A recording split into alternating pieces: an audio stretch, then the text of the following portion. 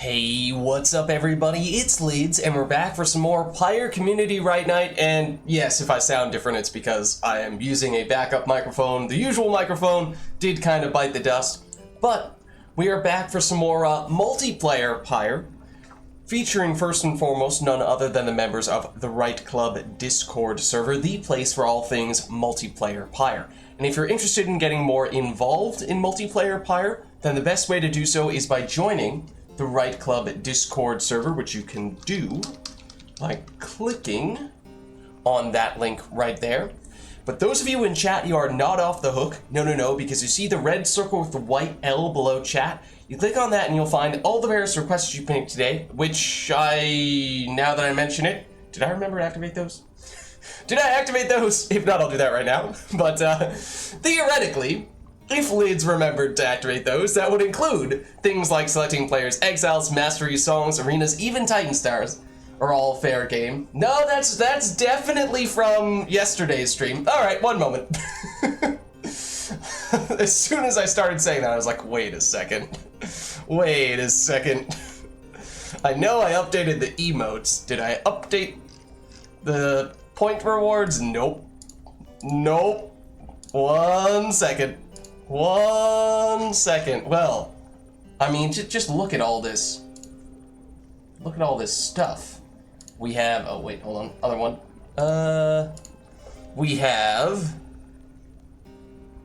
some talismans you can choose, songs you can choose, exiles, arenas, masteries.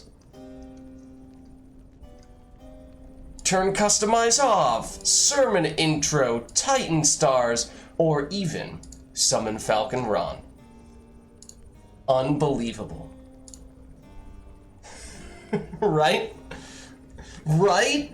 It's almost like Lids still has all of the challenge redeems from back when we did some backseat gaming Hades runs several years ago and has never gotten rid of those for some reason. Alright, well, anyways, let us hop into versus mode.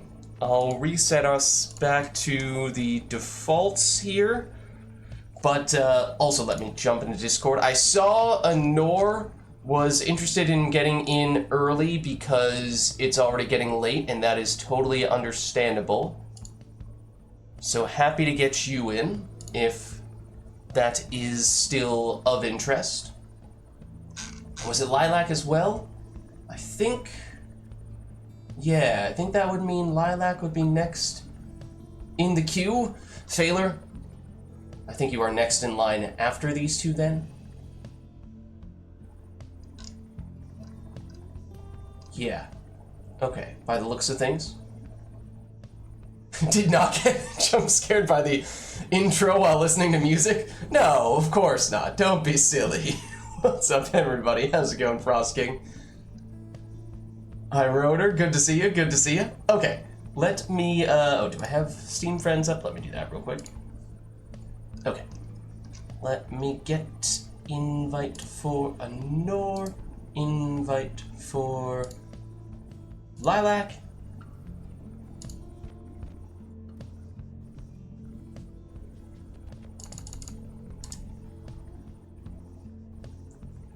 And we had a request for something that does not well, actually, hold on.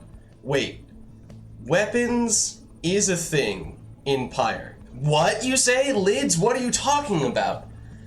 Pyre is a game about magic, fantasy, basketball with books. There are no weapons. No, there are. There are, except I'm forgetting what that translates to. What is it in the code? Is it talismans that are referred to as weapons in the code? Somebody confirm this for me, or am I just going crazy? Hello, It's a cat, or a Cass. Okay, gotcha. Hello.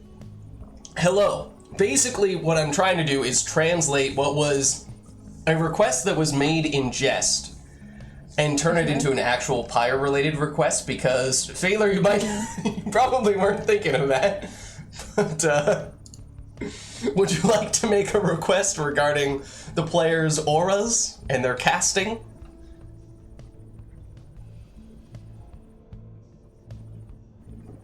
Frost King says no exiles of the same class. Oh, across the two teams as well. Can be discussed or picked on your own turns. Ooh. The scribe seemed to be smiling on me today because it's. Whoa, hold on. Less. Hold on. I'm gonna stop you right there. Slow down just a bit. You have to at least wait until we've played one successful rite. You're right. And probably load it into the menu after that. Then maybe you say that, but only after immediately knocking on wood. Yes. Also, did you get a new mic? Yes. Well, it's a backup microphone because my usual microphone bit the dust. With all due respect, you sound like you're yelling from inside of a storage. Yeah, no, I know it sounds bad. It's I did just get what is hopefully the necessary replacement equipment. I just haven't had the time now to install it. Excellent. Hello. All right. We have Nor. We have Lilac as well. Let me start setting each. Or actually, let me make sure on the I will take distance. Steam remote play side of things. Enable your controls. I will take distance again. Okay, so let's see. Player 1 should be a Nor on controls. Also, I Controller. wished to say today is a special day as it is my dad's birthday. Oh, happy birthday. Happy birthday to my dad who might be watching this stream. Happy birthday to you. Okay, let's see. Then you said you wanted to be dissidents. Okay. Also, do we have any is there anyone else that like wants to play soon in case this doesn't work? Well, Phaler expressed interest, so if it turns out that we did in fact jinx things for you, then presumably Phaler can jump in. Mm-hmm. Oh, okay, wait, this is fitting. Yeah, that's a good one, Phaler. That's a good one. So we have the request from Frost King for Exile saying you two are not allowed to repeat any classes, and then Phaler, using his weapons, air quotes, request, is saying you must take the legendary talismans, which makes sense, because if you aren't repeating any of the character classes, then that means you also won't be repeating any of the legendary talismans. Rotor also might be able to jump in for a few rites before it gets too late. Okay, so in that case, it sounds like we have at least a couple people who could jump in on relatively short notice here. So let's get started. Cool. Stand forth, exiles. You know what this is? You are gathered at the Hulk of Oris. Here you may step closer to achieving. It's a free boat! May Oh. shame befall whomever Boat! fails. But Anor gets first pick here. Night wings. Oh, Frost King, you might need to specify. Does Orlek count as his own unique class as an archdemon of sorts? Or is he also under the demon category like all the others? That might be relevant on this occasion.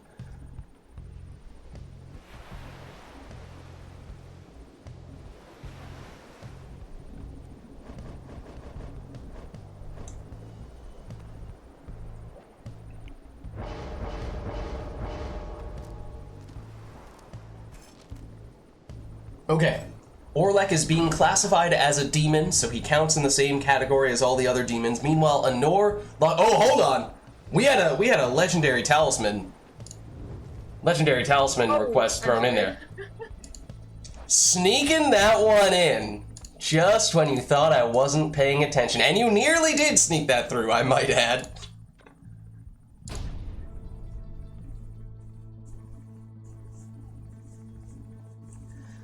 And, Frost King did say you two are allowed to coordinate if you would like to, with regard to which of the classes you are going to take. Otherwise, you can just go on your turn, take whatever you want, and or as player one does have first choice here.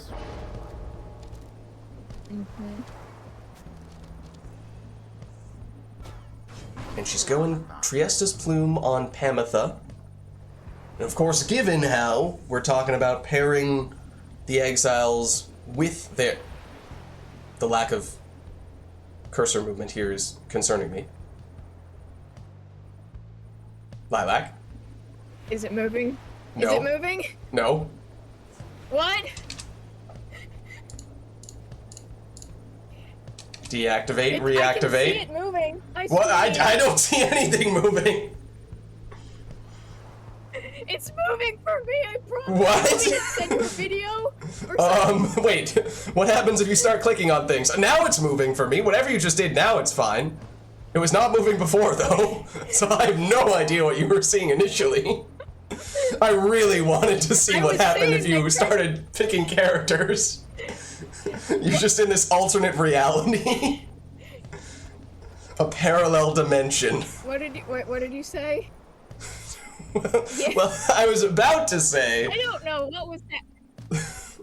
I was about to say that the legendary talisman requirement might change people's preferred classes here. As Solium's Horn, for example, may or may not have been Lilac's talisman of choice for Orlek. Is that reason enough not to take a character?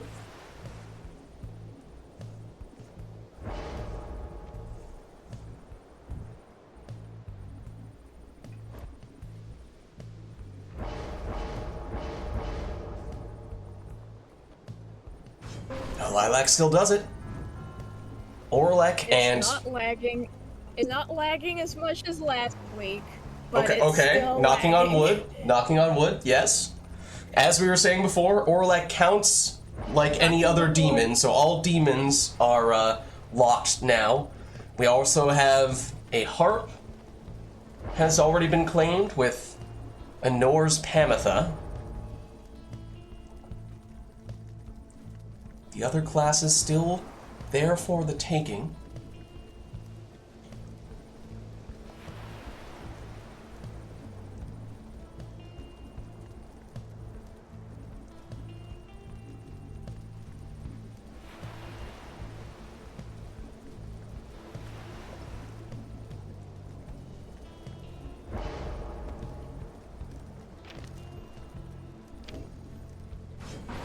And there is Nutrition Stick Volfred, so now saps are claimed.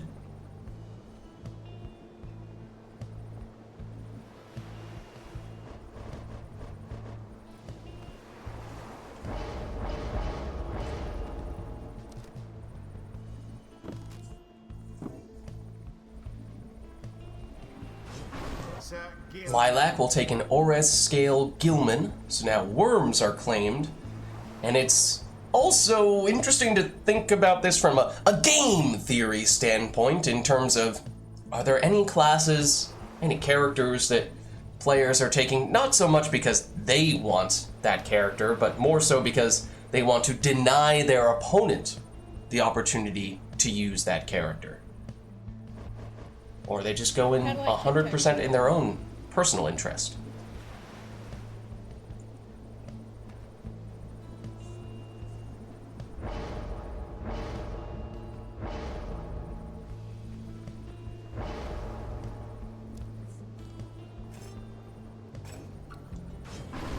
Because I must admit, I'm a little surprised to see the Stowaway going with the second to last pick in the draft. Then again, Kalamar's Anklet, that might have been the talisman that was the most likely to dissuade someone from choosing the Savage class.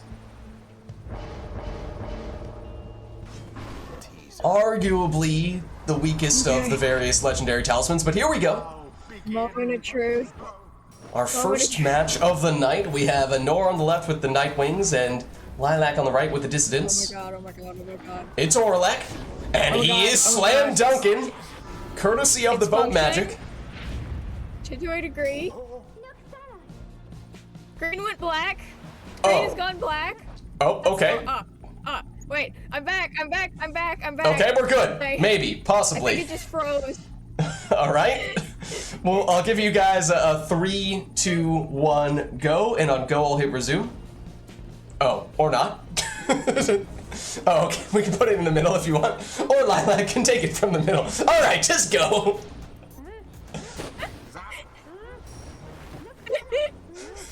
You guys are like, what is this order that Lids is trying to instill? Nonsense. Away with that nonsense. No sign of the dissidents for now.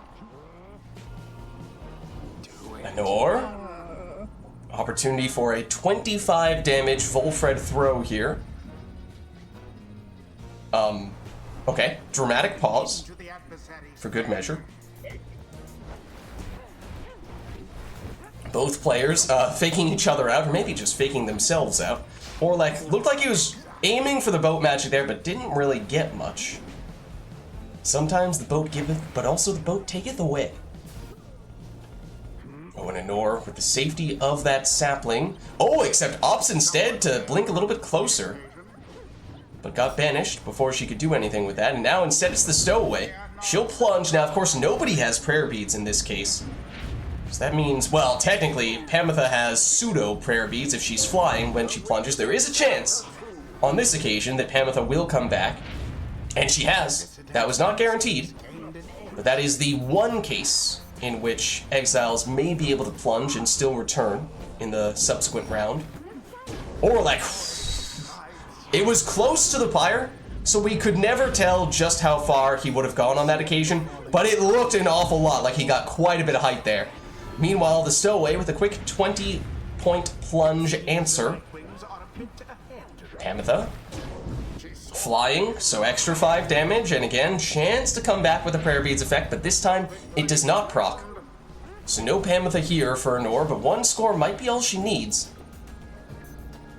Tizo. Down goes Orlek. Tizo has that infinite stamina, so he can fly as much as he'd like, at least until Anor potentially blocks him. And everyone down. Opportunity here for Anor. And she walks it in for the winning plunge with Volfred. GG. GG. GG. Well played, you two. Thus end this night's proceedings. Alright. There As is no stopping evidence us. by my performance, based on my performance, do you think it would be best that I go, or should I, like, try another match? I mean, that's really hard I for don't me wanna, to like, make that I call don't on wanna- your I don't behalf. wanna- Huh? Wait, It's what did you really say? hard for me to make that call on your behalf because I don't know how laggy it was. Obviously, if you're Yeah. regularly getting a black screen / freezing, then that's one thing. That's, you know, that's bad. But if every time I score, everything freezes for like a couple of seconds. If that is anything to go by. I mean, conveniently, that does happen to be about the only 2-second period in which you do not need to have any inputs. So, I don't know if you're then just like 2 seconds behind for the rest of the match, in which case, okay, that's bad. Or if it's, you know, you happen to be freezing at the most convenient time to be freezing, and then you're actually fine by the time the game resumes. Or it's like when there's too many things like moving on the screen, then everything freezes. Okay, for, like, I would 5 say, why don't seconds. let's give this one more shot then? And then if this one, if we It's continue, better than last week. yeah, better than last week already, so that's saying something. But, you know, if you're getting big freezes or, you know, black screens that prevent you from seeing anything, stuff like that, then understandable if you feel like that's really frustrating and you would prefer to just swap out, and we could just get someone else in, because it looks like we have at least a couple people who are interested and available. Yeah.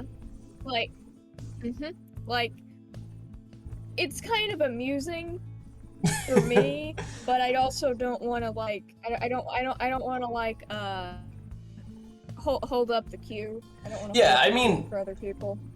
From my perspective, at least, it looks relatively normal because the screen isn't freezing on my end, and I'm not getting, you know, big black screens or anything like that. Yeah. But obviously, if it's making it really hard for you to play, then that's different. Yeah, yeah. So it's also kind of hard to understand what you're saying sometimes because, like, it'll be like silence, and then suddenly you're like talking super fast. oh, yeah.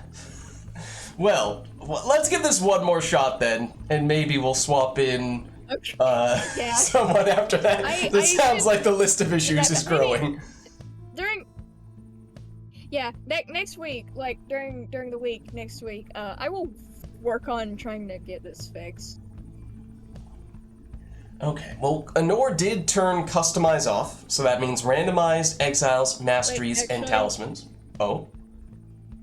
Wait, actually, I got a request. Oh, well, Frost King did just come in with an arena request. So if you had an arena in mind, you may have just been beaten to the punch. Oh! Oh, no, I understand. Hold on. This is important. Vote at some point. Please. Misspelled, please. Okay, one moment. Pleek. Pleek. It sounds like a Tizo sound effect. Okay, so obviously, if we're summoning Falcon Ron here, we have to turn on Dirty Deal. That just goes without saying. And it makes sense that we also have the Customize off. Falcon Ron would appreciate and respect the chaos. Yes. Okay, are we ready Yes. to rumble? Oh, wait, why is it Nor's Yes. sigil gone? Yes. Hold on. Did I just not activate that last time?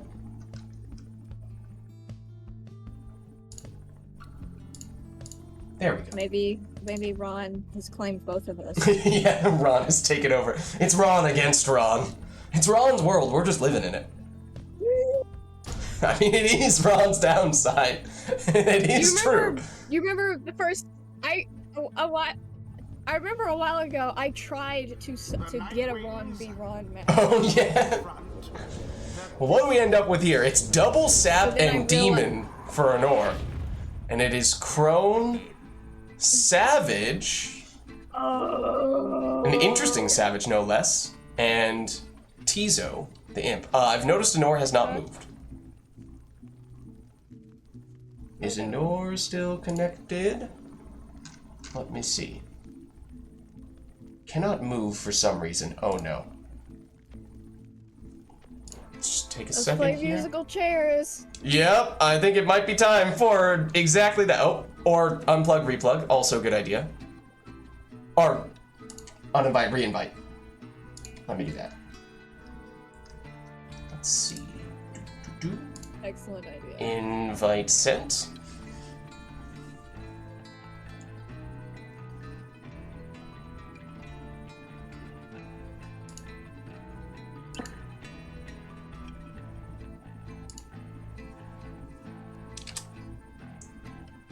Can Lilac still move? Yes. Okay. Look at that. Everything is fine. Do you guys want to... Oh, okay. Well, no, never mind. Just go. Just go. Oh, and of course, there has to be at least one cursed talisman. Falcon Ron would not approve of anything less. So Anor has, what was it, the Black Claw? Well, there you have it. Palmus maintains the aura when he has possession, which is not bad on an exile that has such a large aura to begin with, but he cannot cast. Then Bright Wisp we just saw on, was it one of the Lilac's exiles? Anor, oh, sets up the Brazen Manor, and she does have it on Vizpaleth. So Vizpaleth with the big 40 damage plunge there. No prayer beads, so Vispleth is now gone. There's the Black Claw taking effect.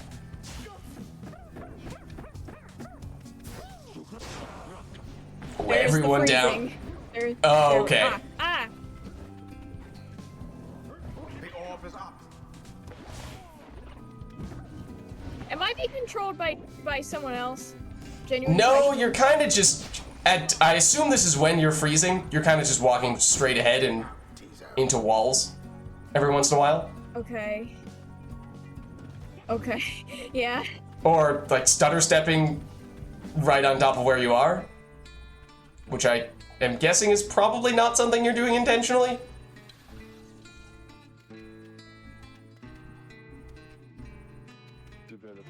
Yeah, I have no idea what you just said. Oh. Sorry. Well, no worries. I mean, if you're good to proceed, you are welcome to do so. Yes. Oh, Vengeful Yes, Vow on the Crone. I- Okay. I think I am going to proceed as best as I can.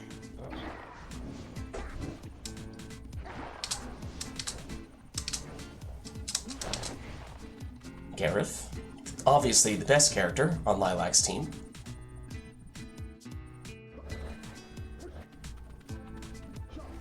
Doing his stylish stutter step. Oh no.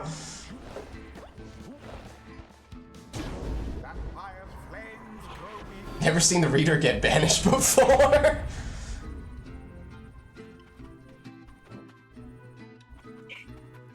Gareth. First to the orb, but first to get banished. Oh, also Volfred after that plunge is no longer available, and Palmas cannot cast. So that does put Honor in a tricky position here.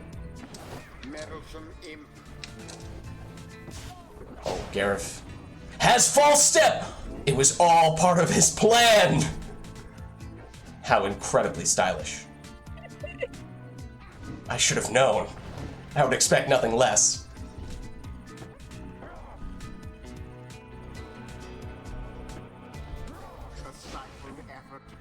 Now, Lilac has no choice but to rely on, no one on this occasion. Except Tizo! Well, he was not fast enough to stop that.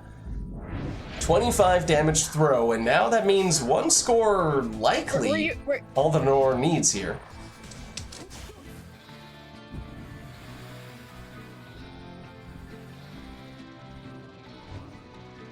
Gareth has returned. Oh, well, sort of.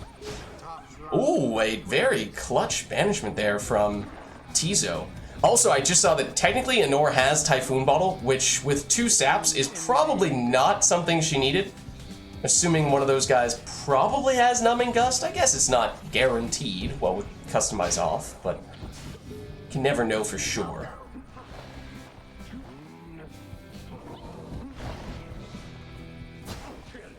Gareth.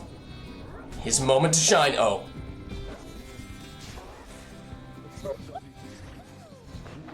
What's wrong, Lids? Okay, now I think you just deliberately sent Gareth straight into that sapling Mora. Gareth's time to shine. Oh. That was it.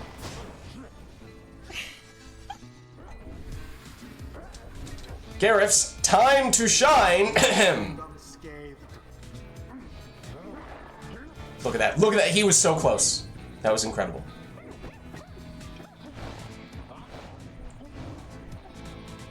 You're dead set on defending her no matter what. Oh, look, it's Gareth. No! He doesn't deserve that. How dare you? Now to the flame.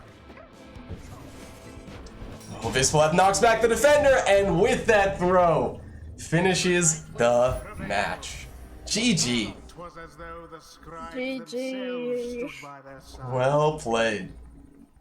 Get dunked Thus on, end Gareth. this night's proceedings All right, well, let's head on back. until the stars align. And I'm having it again. It's this is an amusing time for me, but this is becoming like borderline unplayable. Okay. Oh, yeah, I mean, in that case, I don't want to force you to play, and given how we seem to have a couple people who are looking to get in. Have those, Gareth. I'm disappointed to admit. Half those Gareth banishments were unintentional. Yeah, I mean, because obviously Gareth never deserves to be banished. I mean, what with him being the most stylish man in the downside, that just goes without saying.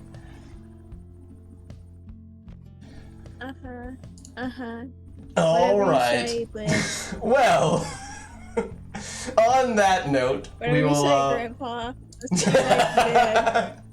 We'll deactivate the Falcon Ron, and I think Phaler, yes, you are first in the queue if you are still interested and available.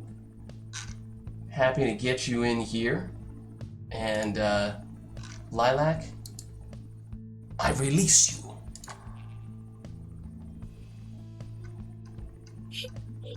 Wait, what did you say? I said, I release you. It was a Gandalf quote. Thank you. Farewell. And Farewell. My parting words. Good. Oh. Okay. Pretty sure Lilac got cut off there, but good. I suppose works as a parting word.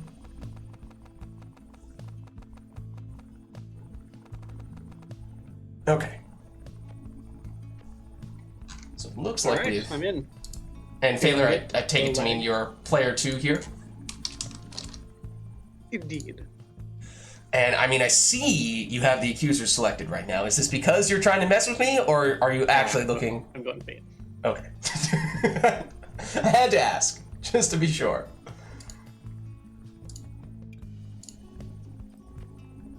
Oh, right. Well, I mean, technically speaking, it was a request for a vote at some point. We should probably do it now, though, before we forget that's true. What's up? How's it going? We are doing some multiplayer Pyre. We are headed for the boat in what will be our first match of the day between these two. Oh, did you switch to the Fate? Did I give you enough time to do... Okay. I wasn't sure if I gave you enough time to do that. Nope, it turns out. But that's Okay. fine. No worries. Oh, no, you are the accusers. I mean, like, we can. It's... No! Phaler and I were fighting over it, and he's still the accusers now. Alright, now he has to be the accusers. Dang. It's good, it's all good. Alright, well, it's our first matchup of the day between Anor and Phaler. No requests outside of the boat, so the team composition, at least, is entirely up to you. You could say it was fate. I'll see myself out. The door is that way.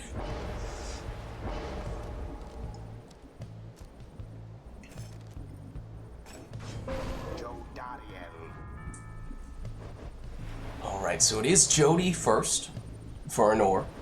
We have, of course, already had a boat match today, although we did have some requests for that one. So now, this is our first time with the players having their own discretion to choose the team of their choosing on the boat, which it is, of course, a very unique arena, one that lends itself particularly well to a few different stratagems.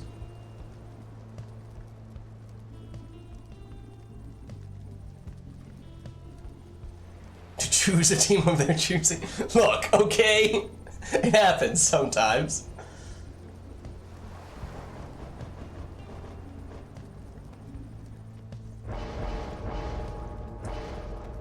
To select a team of their choosing, is that better? Double Demon for Anor.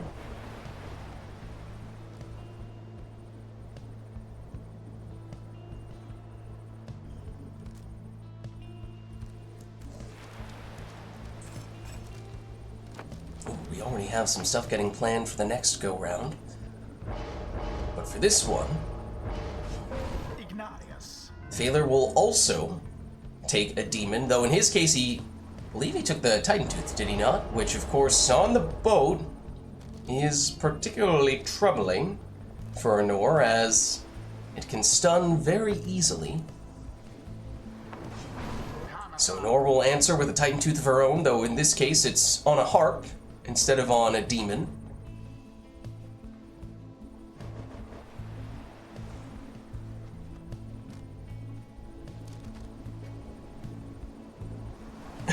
Nora says, no, bad failure.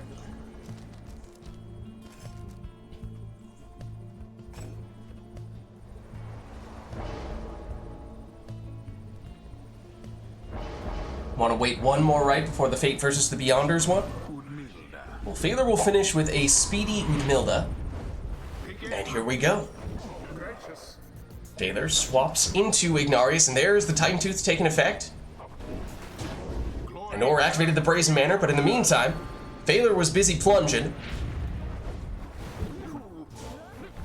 But it does mean there's now no Iggy for Failure in this round. Anor suddenly has no one stopping her from getting, oh well, now there's someone stopping her from getting a Brazen Manor Iggy plunge, but Iggy knocks back the defender, and the Brazen Manor had worn off, however, does still get the 15 leech from that score, so net 45-point play. Oh, and there's a single Titan Tooth. There were some Titan Tooths at play. And Anor now plunges for 20 with Pamitha. Now, she definitely does not have prayer beads, so now she is out in this round. But that was a pretty big leap for Jody. And that sets her up for a 30 damage plunge. Now that means no Jody for Anor in this round. Iggy for Failure, though. He's Titan Tooth stunned. Anor swaps out of the stun.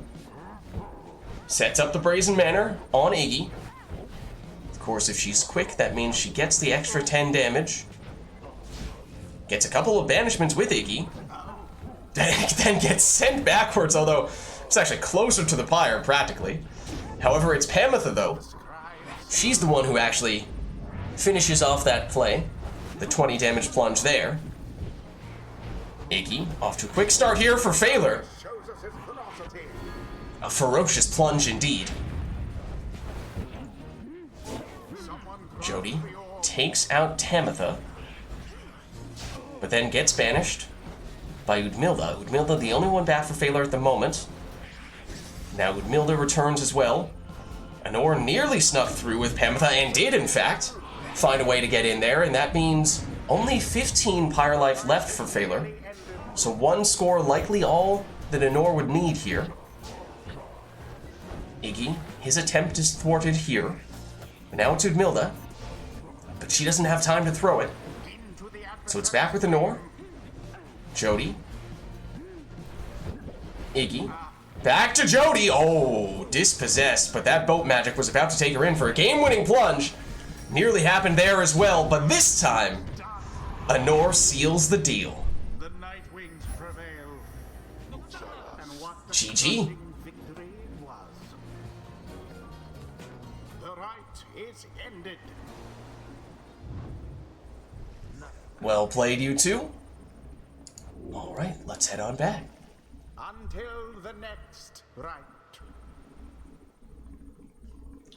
Yeah, we have done, they're called technically predictions on Twitch for tournaments. I forget if we've done them for Civil Wars in the past as well, but not for, I mean, I don't love it for just typical matches, because I strongly prefer to keep the just standard Rite Night matches as ones that are not, you know, I don't really want there to be a bunch of stakes on those, because I think otherwise it sends a little bit of the wrong precedent and makes it seem like this is really hardcore, you know, every decision that you make is all about what is the most optimal team selection. And sure, and if you want to go that route, you absolutely can, but then we also have times when people are choosing things because they're silly, or we have special requests, or people are just experimenting with stuff. And if you have people who are putting channel points on the line, then it can start to get a little bit, people can get frustrated if they bet their channel points on someone who is then not taking the most optimal team possible or does something unconventional, and then fingers are pointed, blame is passed around, and that's just not an environment that I want to really have. Whereas, conversely, at least for a tournament, there's a little bit less of those conflicting priorities, because in that case, presumably, all the participants are trying pretty hard to go with an optimal team.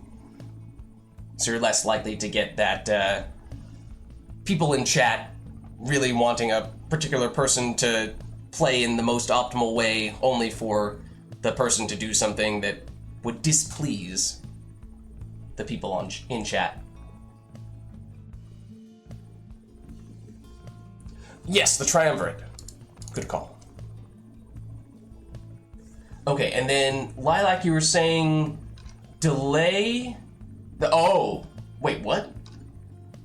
Wait, delay the Fate versus the Beyonders. Then you had this...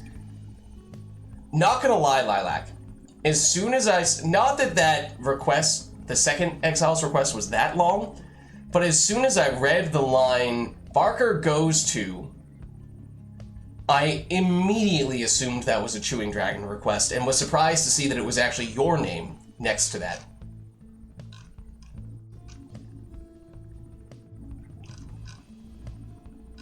But is that the one you actually want people to do for this match? Barker goes to Heart Attack Grill and gets a butterfat milkshake. That is straight out of the Chewing Dragon book.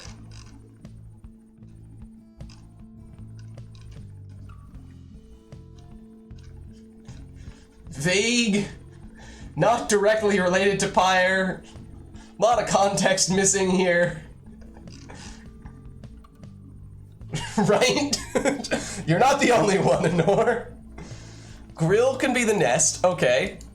That makes some sense.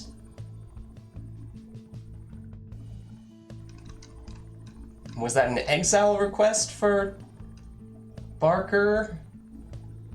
Yeah. As for what this butterfat milkshake equates to on an exiles request, you know, I'm not entirely sure there. Presumably one of these teams has Barker on it. As for what any of the other exiles are, who knows? Barker's the only one mentioned by name. One Barker required for one team. Okay.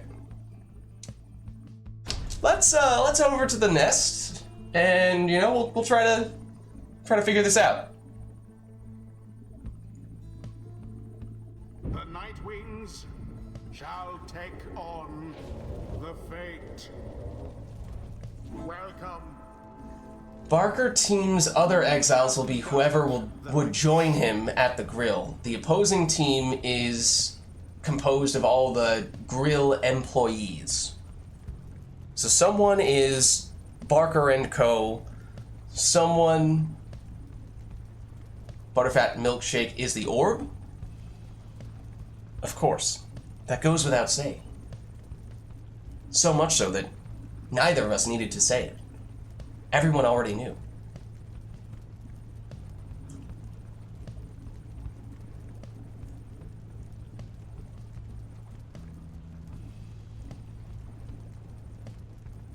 Well,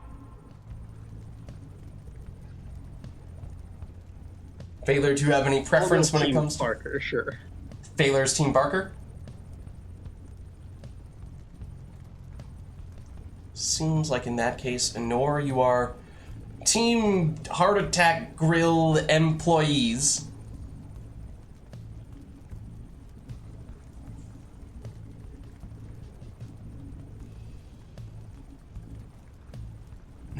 Hold on, there is also a talisman request. The way make up your mind, Lilac. One player per team gets the Shooting Star talisman as well.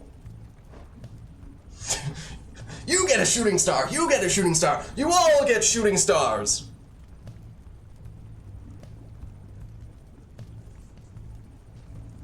Right?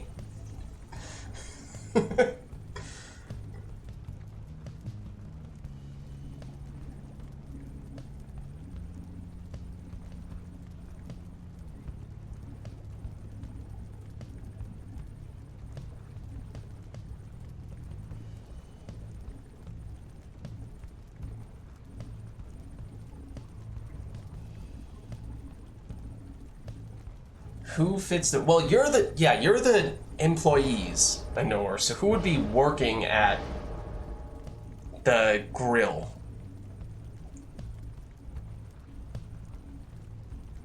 And what are the working conditions like at this grill? I feel like that tells us a lot about who would be working there.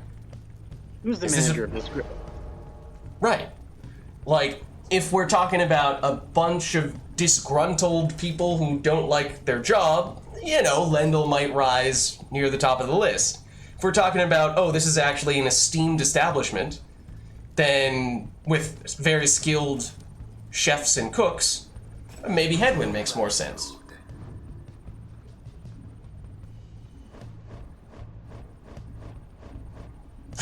Oh no, I wrote her. Crones are working there. Tastes amazing. Maybe cursed. Bertrude does run her own business. That is true. Bertrude could be the manager.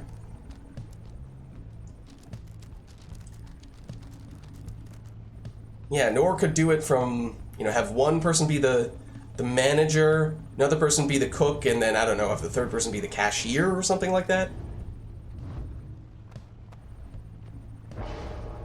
Or, I don't know, do they have cashiers? Do they have a waiting staff?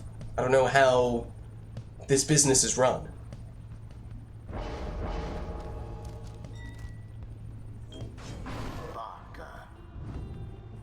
Oh dear. Okay, wait, the plot thickens a little bit. Apparently, this might influence your decisions here, Honor. Some people tried to get the place shut down because the food was a health hazard.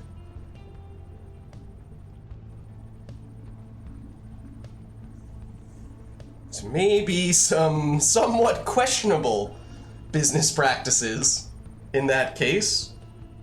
Honor may or may not have chosen Bertrude as the manager in that case. I don't know that Honor was trying to make Bertrude be a bad manager. It was Lendl and they were framed.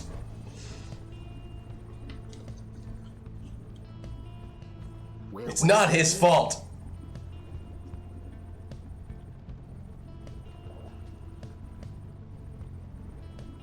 Heart Attack Grill is a real place. It sounds real enough, but I'm not familiar with it. I was like, I don't know, I'm just gonna go with that. Sure.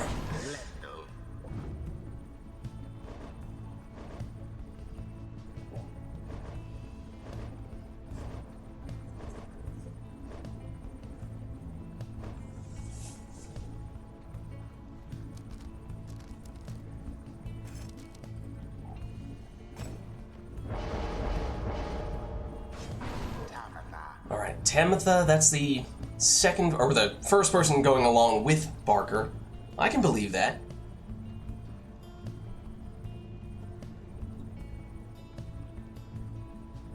Imagine that Bertrude is actually Udmilda. You wouldn't. You wouldn't! He was framed! It's not his fault.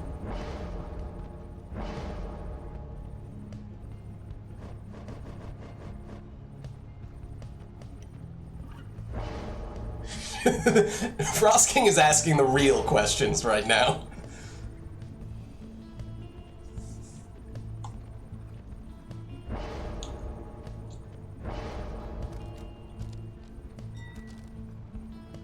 Oh right, remember the shooting star as well.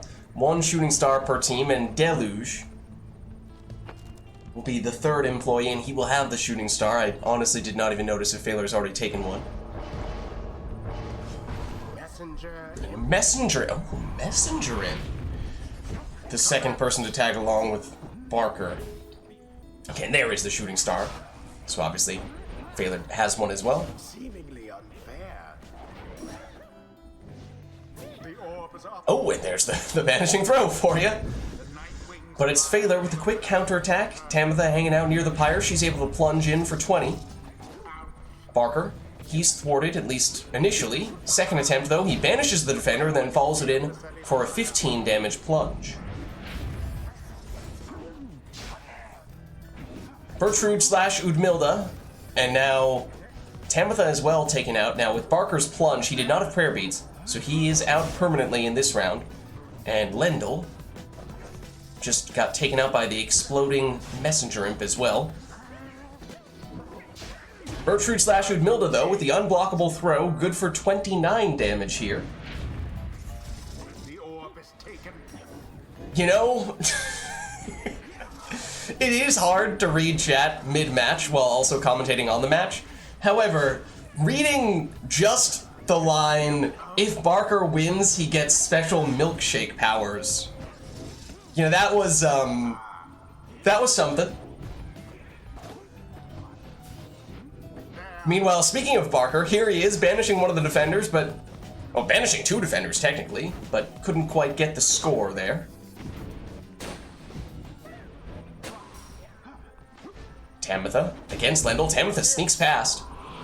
That's 20 damage there, and that's 20 points closer to Barker acquiring his superpowers. Bertrude slash Udmilda taken out there.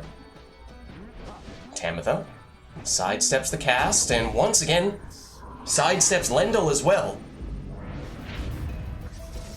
I don't think that Phaler has enough damage. Now he has enough damage that with one score he could potentially finish it here. Remember, Barker does not have 20 damage. He only has 15, which is a little bit unusual, at least when it comes to Kerr plunges. So it'd have to come from Tamitha, in all likelihood. Don't know if he took the extra damage on Messenger Imp. Don't think Phaler tends to take offensive Messenger Imps, but we're about to find out. No, it's just 15. But now, at this point, just about anything would do for Phaler, as I do not believe Anor has any rekindling. Oh, but she does have the Crone Salute, turning all of Phaler's exiles into defenseless howlers, setting up what is functionally a free score. So Anor at least making things a fair bit closer now, but she still needs at least a couple more to finish the job here. Phaler banishes one with the banishing throws, but Barker goes down. But Tamitha takes the win for Phaler. The fate prevailed. GG. GG. Well-conducted victory it was. Well played, you two. The ceremony is complete. Oh, if Barker were to have lost, he would have gotten imprisoned by the employees. They covet his powers. The milkshake helps boost his powers. So he already had powers in the first place? The milkshake just enhances his pre-existing milkshake powers? Hold on, Now, hold on. While he's holding the milkshake, he has the milkshake powers. But until he escapes the restaurant, he's not free and clear with the milkshake. The fact He grabs that that milkshake. it's phrased as the milkshake helps boost his powers. This suggests he already has milkshake powers, even without the milkshake in his possession. How did this come to pass? The milkshake is, however, still cursed. Here, maybe the milkshake just has to be like present somewhere, and then he has the milkshake powers. I have so many questions. What exactly do the milkshake powers do? They do what you think they would do. It's a milkshake. Can he make milkshakes? Can he track milkshakes wherever they are? Is he the world's best taste tester for milkshakes? He got bitten by a milkshake spider. Milkshake spider has a baby. Was it from an alternate dimension and now he can also travel across into the multiverse?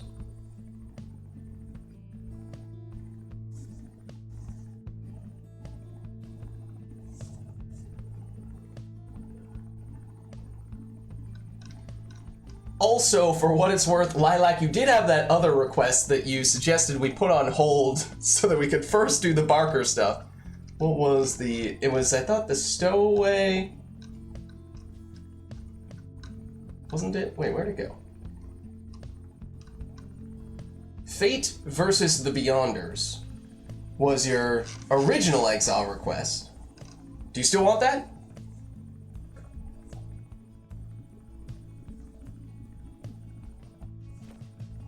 We got a little sidetracked for a minute there.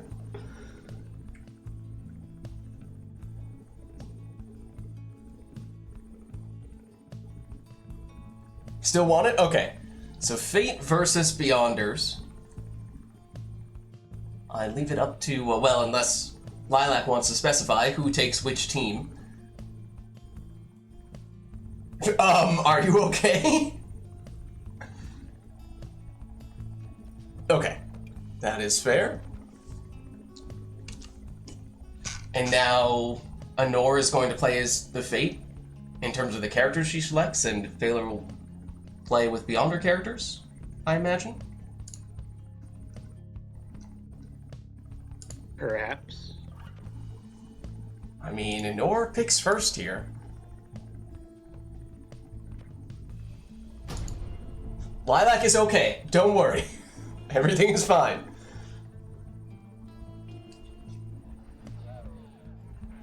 The Beyonders shall now face the Hold on just a second. Frost King, care to explain what selecting players' masteries and Pac-Man? I mean, wait, I actually know what that means. Hold on. 1, 2, 3, Pac-Man shape? Is that what that means? Or am I just making that up?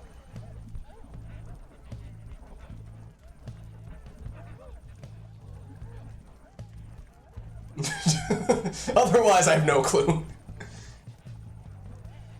We are all emulating Chewing Dragon today. Yes, that is it. Okay. So yes, there is a mastery request to make a Pac-Man shape on your skill tree.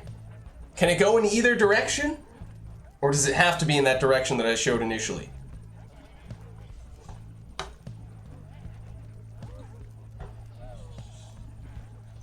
But what does it mean?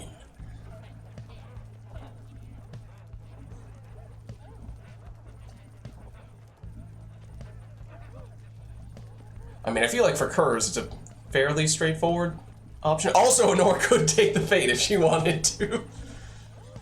Must be in that direction. Okay, so the 1, 2, 3, and then can they take the fourth one here? Or is that banned? I mean, that could be the little thing that Pac-Man is trying to eat, since he's going in that direction. Although ideally it would be right there, or right there. It's not perfectly aligned.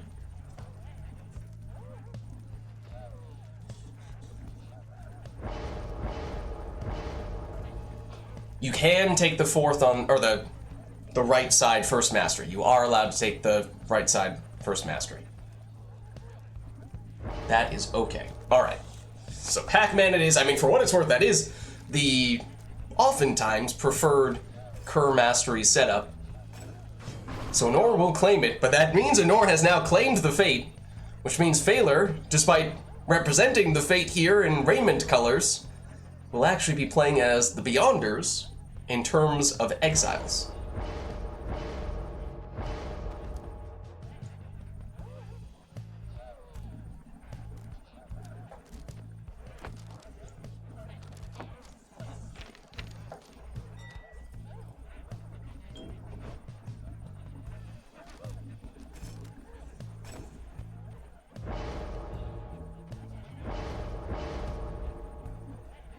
Is this legal? Pac-Man can go both ways in the games. I think Frost King said it has to be left side. Must be the original direction. On the left, yeah. Okay. So I think it has to be the way that Honor did it.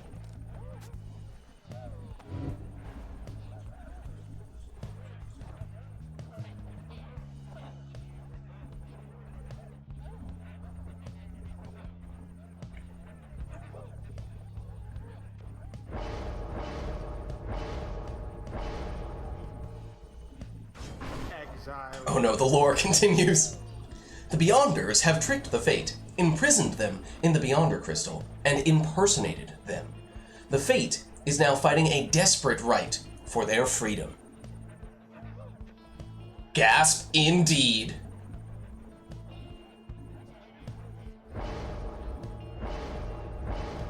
Collective gasp. Oh no! Exile.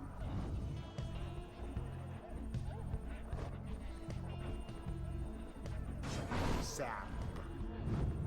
So I suppose we know almost the entire setup. We know all of Honor's exiles and masteries. Technically, Phalar does have a little bit of freedom with his last choice to go with either Snadra or Saxiana. So he's not completely locked in.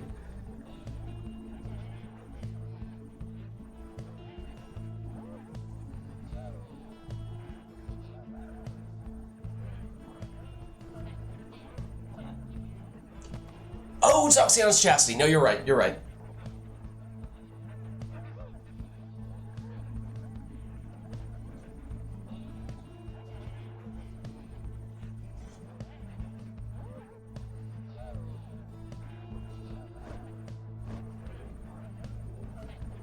And of course, in that case, it does mean that the players, at least from an Exiles and Mastery standpoint, have only one potential way to build their characters, but talismans are the one place where they can customize a bit.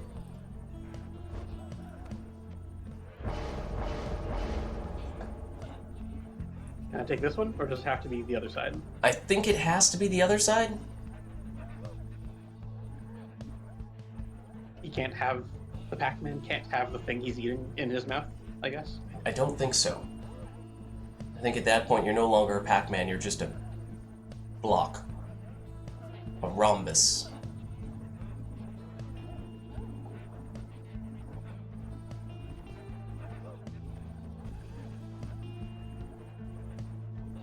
What do you say, Frost King? What are we doing?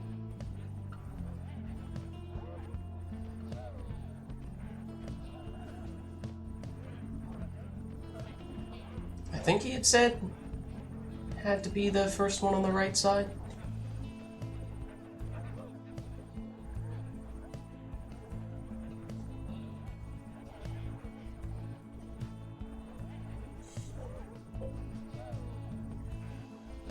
Frosking did say can take the fourth.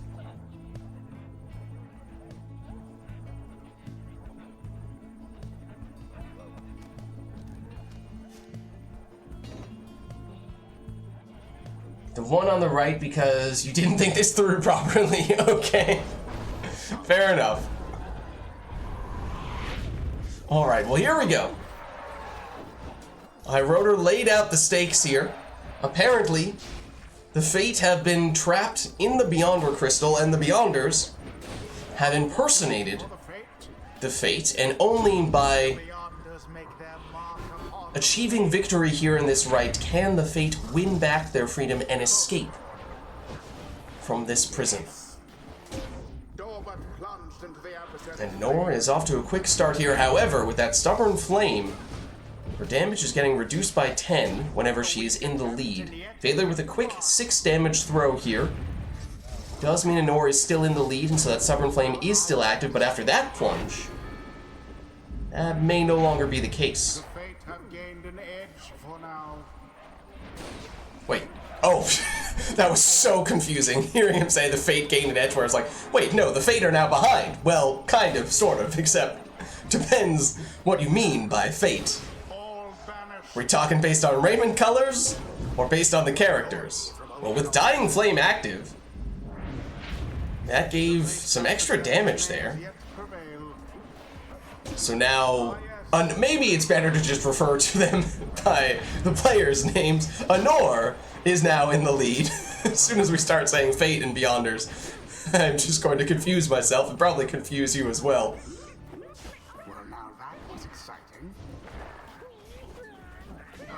Raji, ooh, with the Titan Tooth, able to stun the defender and then turn around and banish him. Running low on stamina, and huge banishments from Snadra. With then charges up the throw for 20 damage and 10 leech for net 30-point swing there. Ooh, and Dalbert very nearly able to sneak through there, but just not quite having the finishing touches. But Phaler does here with Forfeit, and that means one score is potentially all that Phaler needs. I don't believe Anor took any rekindling on the Talisman, and that's the only place Anor could get rekindling here. Snadra trying to get the finishing score, nearly had it. On the second attempt, blocked here as well. Banishes one of the defenders, but Anor recovers. Has a portal, goes through that. Anor back at full strength. Snadra still hanging out in a dangerous position. Anor needs to be wary. Blocked here. Sorry, Alma. Snadra jumps over the cast and in. Phaler GG. taking the win. Their pyre burns, whilst that of their adversaries is but ash. GG. The rite is complete. Well played, you two. Alright, let's head on back, and that means it was the Beyonders masquerading as the Fate who won, in which case the actual Fate are now, what, permanently trapped in the Beyonder Crystal?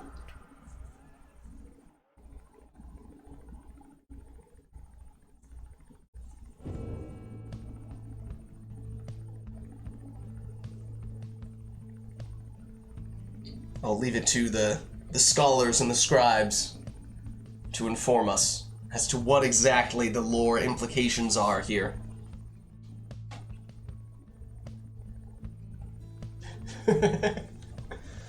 Until they get another chance, at least. You mean they want it? Okay, so what you're saying is they'll need to go through a series of rites, and if they win enough of them, they'll get to a special rite in which they will face off against a particular group, and only if they succeed against that particular group can they choose to send one of their own free from that prison. Is that what you're saying?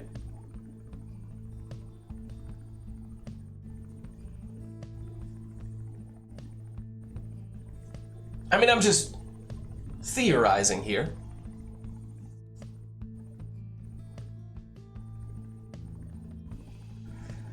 Okay, we still have a little bit of a queue, assuming iRotor is still interested and available.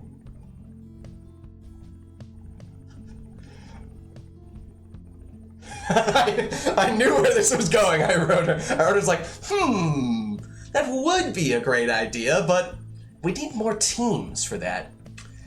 Want to trap another one?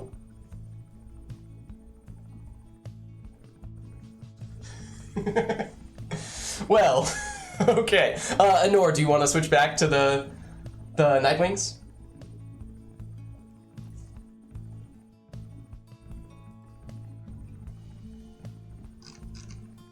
Okay, we'll swap you back.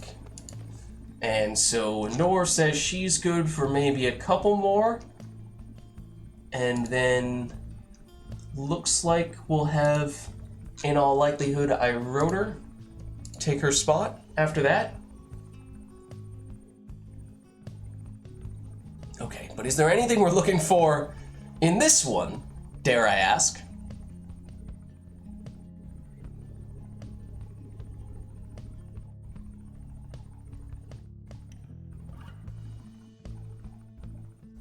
Or are we going to leave this one all up to the players?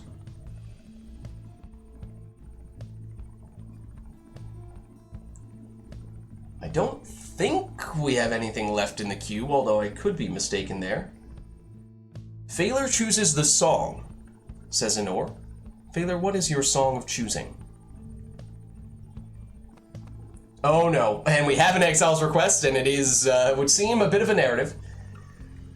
Barker has the special milkshake, the one that, of course, gave him magical milkshake powers.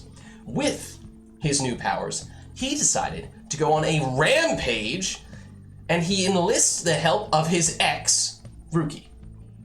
Pamitha is sent by the special milkshake services. Say that Say that 5 times fast. Special milk... I can't say it once. Special milkshake services to capture him. She doesn't want to, but she has to. The plot thickens indeed, just like the milkshakes. Coincidence? I think not. Alright, we're going Barker's theme for this one. No Okay. other option. And then the actual chewing dragon shows up after that. Oh my god, we summoned him. We actually summoned him. Chewing dragon, you would approve. You would approve of the way things have gone thus far. I think, unless this conflicts with one of the other timelines. Okay, well, Thrash Pack Failer says, we have a Barker-themed request of a narrative variety, and I did not get the chance to read up on everything that the Chewing Dragon just said, but those will have to wait for the next one, so we'll figure out where we stand once we get to that.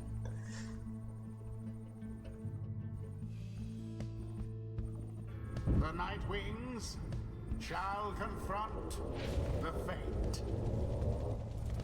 Welcome Chewing Dragon has been silently watching this entire time, to the rites.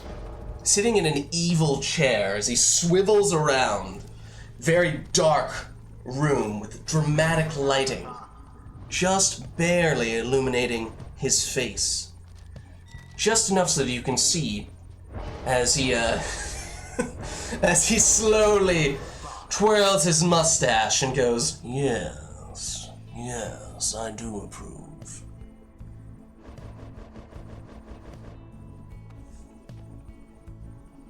Okay, but so Rookie and Barker are on the same team. Pam is on the other. Pam's teams are her fellow agents, and Barker's third exile is your pick. Or not.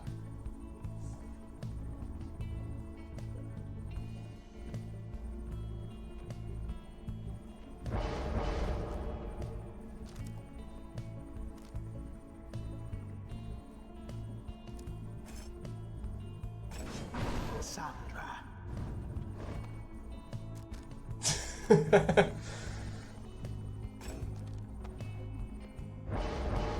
Alright, well there's Barker, and now Rookie to go along with him. It was Snadra first, or well, Pamitha first, then Snadra. As for who the third agent is...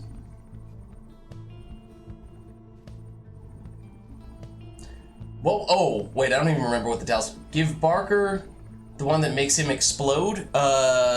Did Failer happen to do that? I kind of doubt it. We can check. He did not. He did Banishing Throws. Will that suffice? Your decision. It's okay? Alright.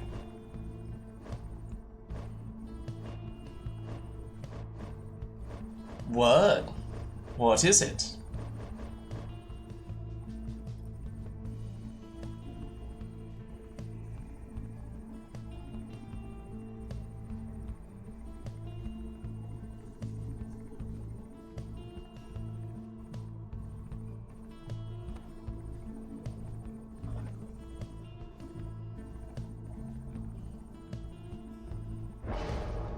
Oh, for some reason, out of the corner of my eye, Messenger Imp looked like Barker for a second. I was like, whoa, whoa, whoa. You can't take Barker on the non-Barker team.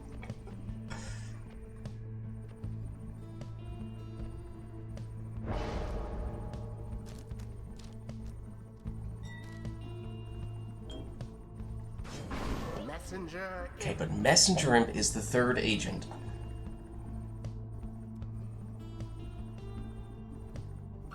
What is this pre-Spirit Dimension timeline? He wishes to deliver a message. Were there other Milkshake Universe requests? There have been a few. Well, I guess this is only the second. This is only the second, I think. Commence. Then we also had something about the Fate getting trapped in the Beyonder Crystal, although it's not yet clear if that has any connection. Those, at the moment, appear to be two unrelated events happening in alternate timelines / universes. No law against throwing. Meanwhile, though, in this universe, Thaler able to throw that one in for 30 damage with Udmilda. Teen Barker nearly getting another score in there, but Barker banished.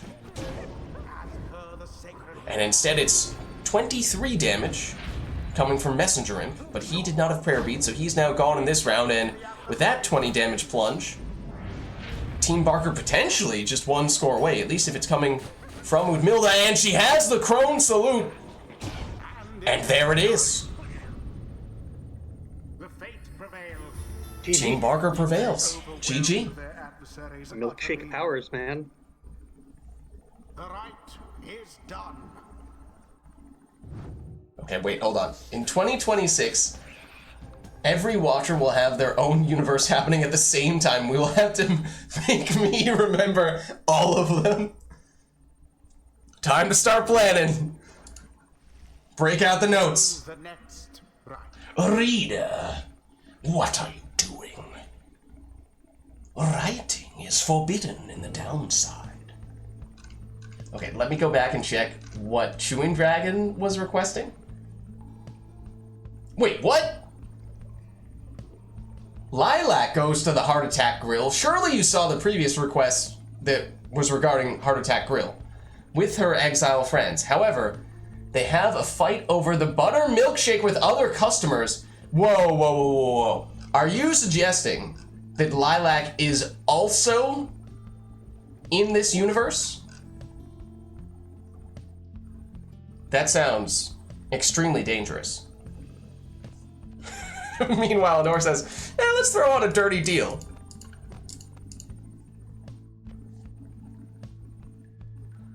Uh-oh. Lilac, I don't think this is a good thing. Given how most of the other timelines have ended, I would be very concerned right now.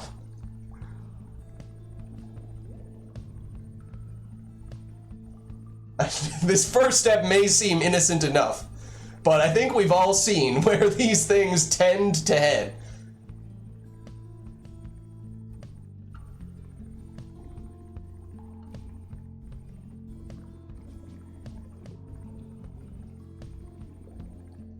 I mean, I'm just saying.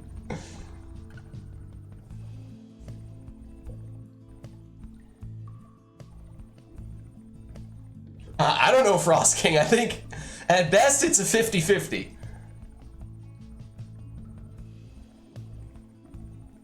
Wait. Yeah, he's... Hold on.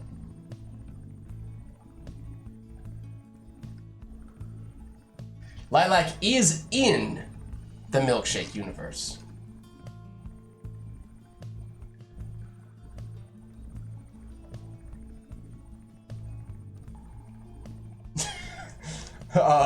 Does it relate to the one that Chewing Dragon just gave us? Or is it going to come after that? You are a milkshake in the milkshake universe. I'm gonna be honest with you, that's probably the best possible outcome.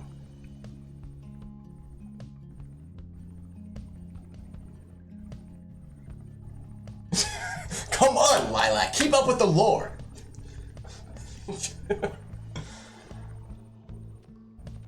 Alright, well let's get this one. So what was I assume it was an Exile's request that Chewing Dragon did.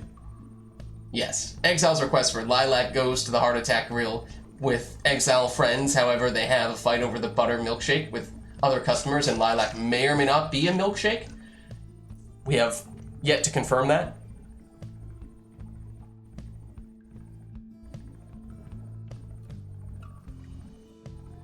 Oh no. I'm sorry, I'm unfamiliar with the character Archer.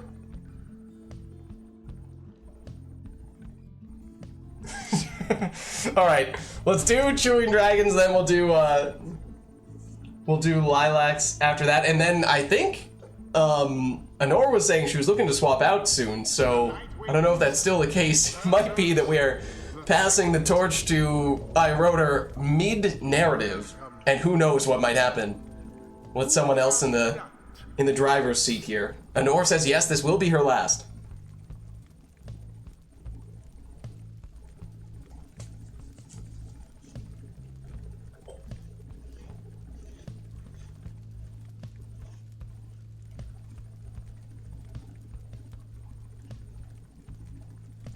That's a dangerous sentence, Honor. There is no such thing as clarifying in these instances.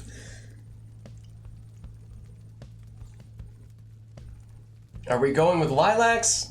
We're doing Chewing Dragon's Request, which involves Lilac as a character, which may or may not mean the stowaway, given how Lilac uses the stowaway for a profile picture a lot.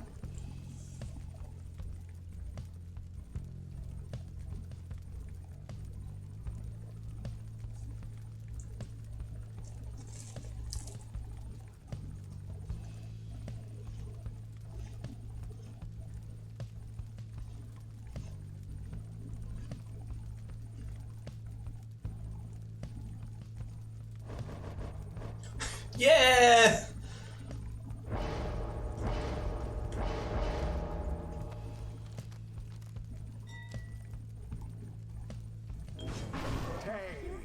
Okay, so there's the stowaway, which I assume to... Oh, hold on. Okay, now I don't know which team is which.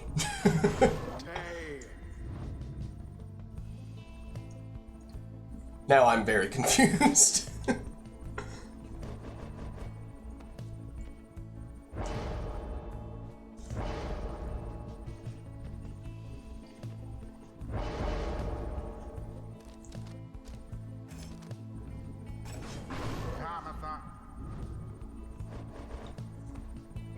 So Pamitha, who may or may not be on Team Lilac. Lilac said Gilman would be one of the friends to bring along, and Phaler is taking Gilman here, so maybe Phaler is Team Lilac here? And Honor is no, but then here's Gilman for Honor. One of these people is representing Team Lilac, the other representing random patrons of the establishment here. Sir Gilman.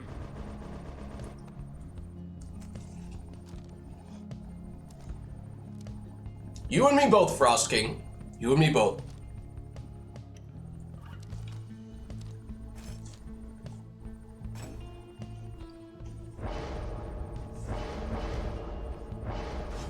Alma. Okay.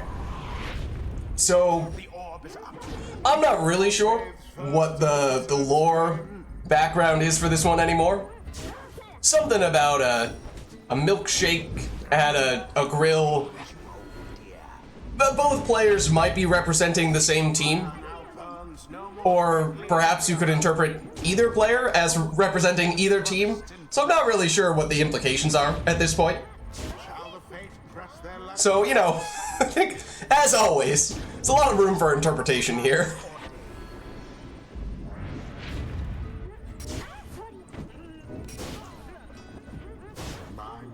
Also, there are a lot of teleporting savages who are taking each other out with those teleports. But it is Phaler throwing, I think that was a throw, for 20 damage there. That means Phaler may just need a couple of scores here, nor slows things down with that stunning claim. And then Phaler answers with a stunning claim of his own, although in both occasions, it's a little preemptive. Usually you want to do that stunning claim just as you're about to get one of your exiles coming back from banishment, and then the stunning claim does not affect that exile, so they're the only one who's able to move for a couple of seconds. They threw it in. Neither player opted to do that though. Honor ultimately the one able to score in that round. Phaler though ends up with the orb here, and with that throw, Into the flame. drops Honor down to just 2 Pyre life. Once more like that, and we are finished. But Honor answers with a 20 damage throw here. Now Honor is just a couple scores away. Once again, the savages cancel each other out. Gilman. Oh, and there's the stunning... Oh! Was that a stunning claim answered by a stunning claim? We'll carry on, but Phaler, with that plunge, takes the win, and again, as for what that means, who knows? Adversaries confidently thwarted. Alright, well, GG. Proceedings. Well played, you two. On that note, Anor Until is swapping out, and Iroda, if you're still interested, we can get you in. Again, we will figure out what the lore implications are. I think Lilac may have just given us a bit of an explanation. Let's see. Barker has milkshake powers, and the Butterfat milkshake enhances them. The government... Hello. Whoa. This is the first mention of the government. The government had nothing to do with the plotline before. They covet his powers, and is now trying to make a clone of him? Whoa, where is this coming from? A clone of him? To get a hold of the milkshake powers. Rookie is now Barker's partner in crime, and Pam reluctantly works for the government. There were some very notable additions there, I would just like to note. That is not what was originally written. It was not clear that this was a government-run agency, okay? You need to specify this. For all we know, this was an independent, privately owned operation. Nah, it's the milkshake services. It's like the Secret Service.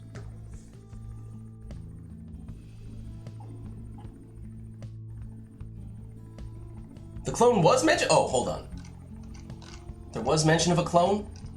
When did this clone come up? In Lilac's request before the Chewing Dragon request, I think. The Arker has escaped one? The one that technically would be up Yeah, next? exactly. Arker has escaped the milkshake services, and Rookie is starting to remember why he used to be with Barker. Pamitha is still regretting siding with the milkshake services, especially as now they are trying to clone Barker. Okay, there we go. To get a hold of his milkshake powers. Now I understand. They try to catch him to get a DNA sample. They are in the desert. That feels like a complete non sequitur, but hey, I mean, if that's important for the plot, it's important for the plot. I don't know why, but it might be. Chewing Dragon's like, write that down, write that down. Okay, let me actually get Iroder in game here. Whatever arena is most desert-like. What do we think? Ridge of Gaul, I guess. Sand. Which of well, isn't it What are the Cairn? Cairn is like black sand, kind of. Yeah. Where is Iroder? Why? There you are. When it comes to not the arena itself, but in the campaign itself, the area around the arena, which one is it that's in the desert? Is it the Cairn? Yeah, it's Cairn. It's the Cairn? I feel like I would push Cairn in that case.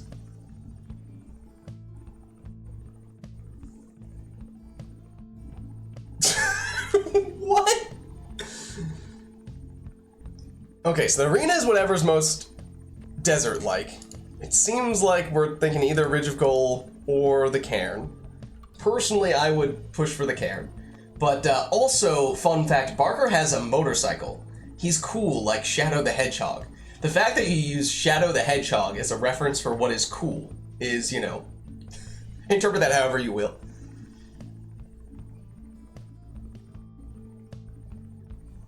The Cairn is also, I guess, kind of fitting, given how that is where Barker first makes his appearance.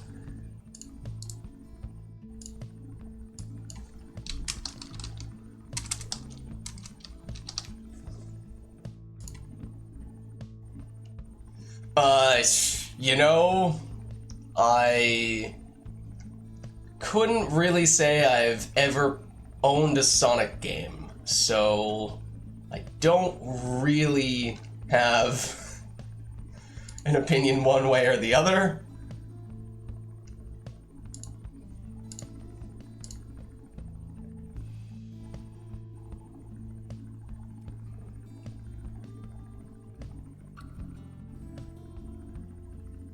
Also, True and Dragon, we were asking this question earlier. We don't really know exactly what Barker's milkshake powers do. There was some talk of, we weren't really sure. Okay, I was distracted. Speed and explosion powers? Milkshake powers give him speed and explosion. Also, what are explosion powers? Excuse me? He can become God if he has the butterfat milkshake? What? Now we know. Now we know. Song Never to Return. We have multiple versions of Never to Return. What is the most fitting one? Maybe the Dissidence version from Barker? Or yeah, whatever version you'd like.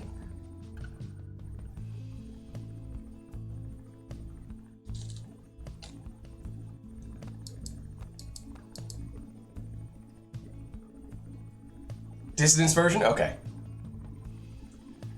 Alright, so I'm not really sure where we stand right now. Okay, I was distracted by PV2 patch announcement. So, in summary, what is the exile request? That's a great question. Okay, I'll figure it out. Wait. I was basically just admitting I have no idea where we stand anymore. Also, did we deliberately deactivate talismans? Or was that a mistake? No, we definitely need talismans. Someone requested that Barker have speed because he has a motorcycle. Okay, so there's definitely Barker. I think Barker is teamed up with... Rookie Pamatha. I think so. Barker with Rookie against Pamatha, I think. No, Pamatha is regretting siding with the milkshake services, so wait. I think he's with them. Against someone, I think that's... Yeah, wait, you're right. Pamatha was against them before, but now Pamatha is with them? Is she a double agent? Because she's technically still working for the government? She's trying to capture and clone Barker? Captain clone Barker? Okay. So, Barker plus someone. Plus some two others, I guess. You know, go with whatever you choose as your way of interpreting this request. The withdrawn shall now face the fate. Welcome. Who shall conduct the rites?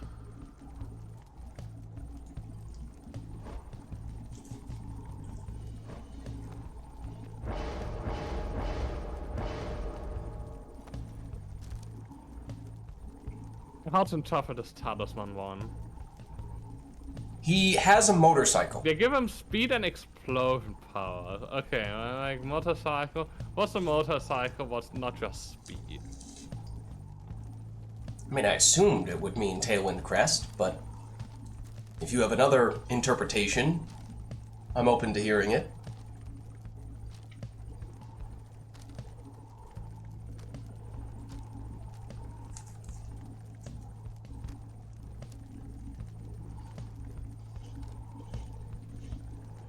What? How dare you, Frost King?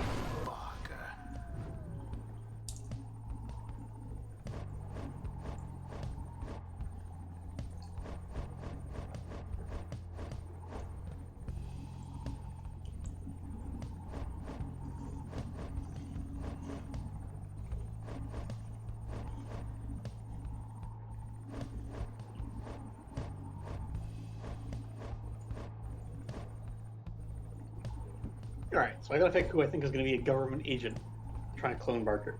I think go with the clone Barker already. I think they have. But I feel like you're putting the cart in front of the horse here. I feel like that would be next time.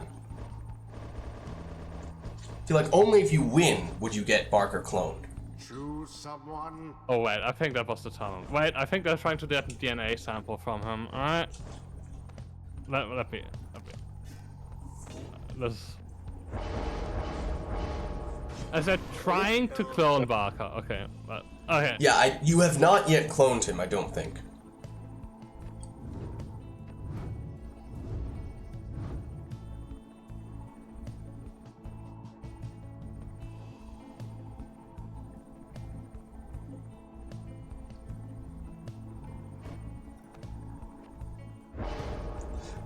Mostly us trying to make sense out of these requests.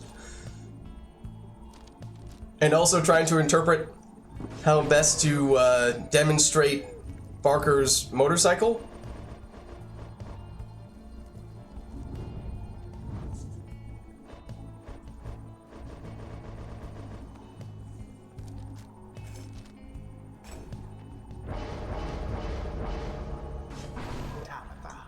The government is harps? Oh, Tam is okay. I mean, we saw Pamitha at one point in time was working for the government, and still seems as though Pamitha is technically a double agent here, working for the government, even if she is at the moment seeming as though she's siding with Barker.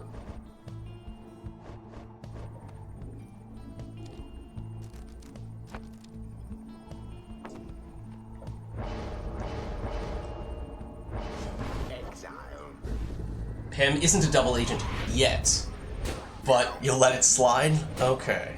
Okay. A series of banishments from the government. And it is Tamitha getting us started with the 20 damage plunge. That is a lightning fast. I think that was Barker. Yeah, that was his motorcycle, all right. Quickly followed up by a Pamitha plunge. Barker, shoulder smashed.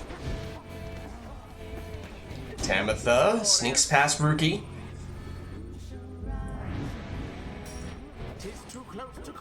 Barker's back with a vengeance.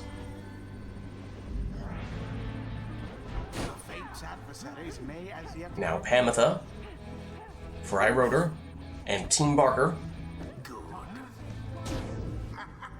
But Phaler, with the help of a stun, able to get in for a 20 damage plunge with Lendl.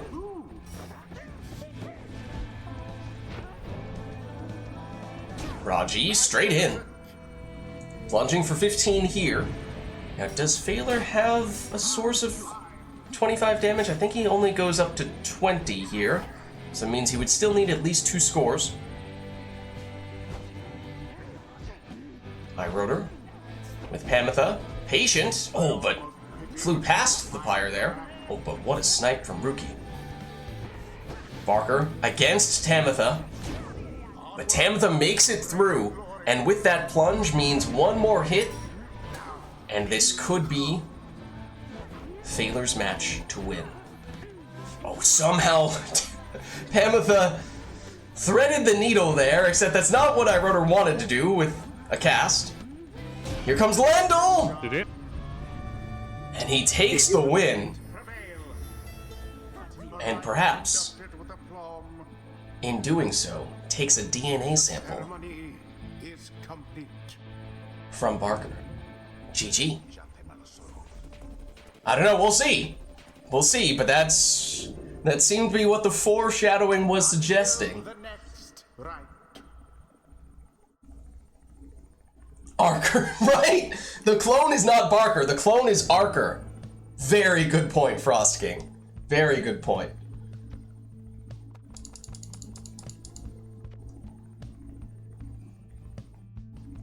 Someone was studying for the reading exam, the pop quiz. Okay, then, let's see, we did that one. Yeah, we're spelling Barker's name differently every time. Here it is without the E. We had Arker previously. Arker Bash Paws. That's a fantastic name, unironically.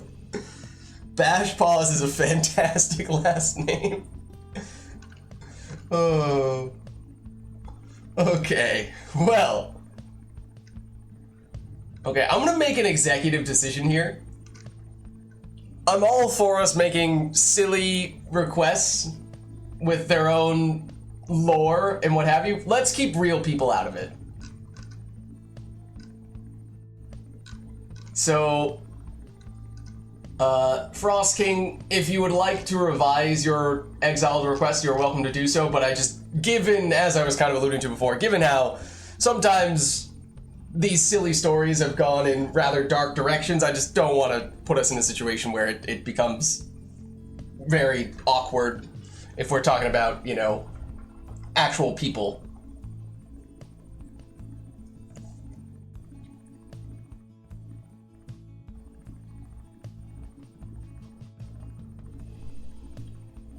Yeah, so like, you know, me, Lilac, let's keep actual people out of the narrative. So that way, you know, have fun with your plot lines, your lore, but I think it's best if we keep this just with the characters in game.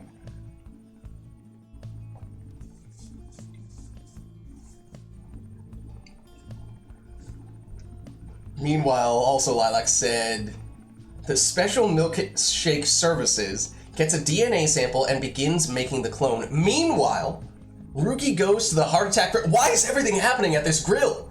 Surely there are other food establishments and other establishments in general in this universe, or is there only one building in the entire world? Even the government is run from just a small broom closet in the corner of this grill.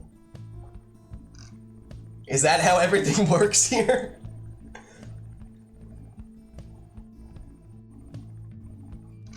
Rookie goes to this grill to clear his thoughts, but gets into a brawl with the employees again. I mean, I feel like that would explain a lot of things here, why we keep on running into the same people in the same places doing the same things. It's because there's only one place where these people can be. That's the entire universe.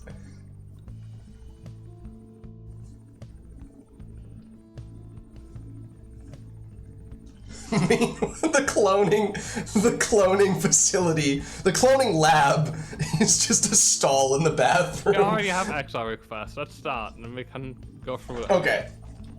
The cloning lab is just a stall in the bathroom, and it's Tamitha putting one of Barker's hairs in the toilet and flushing it down and crossing their fingers. We have to pick XRs that are lit in disguise. No. We're saying no to the one. We're getting rid of Lilac. We're getting rid of me in this lore, because that's no. Not. We don't want to do that. I know. That's what Lilac's request. That's Frost King's request. Frost King has revised to say worms, I think. Eating chicken nuggets. Okay, worms. Yeah, literally Polyjuice potion, exactly. That's how they're trying to create Archer. It's never been done before.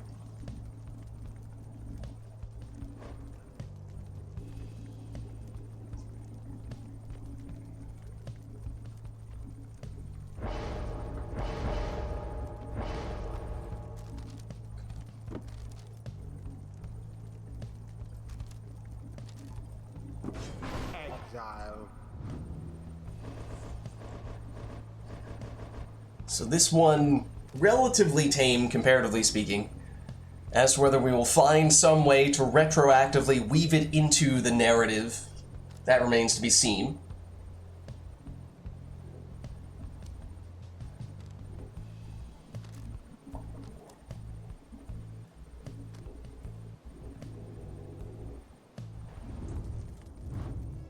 Yes. Well, hold on. Hold on just a minute, Lilac, because depending on... I think we're still awaiting the results of that experiment, right? We don't yet know if that experiment is going to be a success or a critical failure. That may affect the way you want to draw Archer Bashpaws. It's a deluge.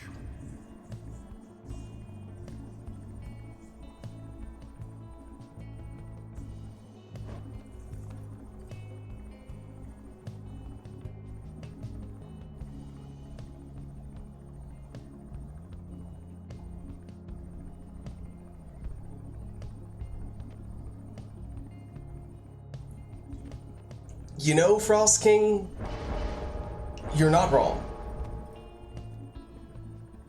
Could this be the test run of the cloning experiment? The worms being the metaphorical guinea pigs in this instance?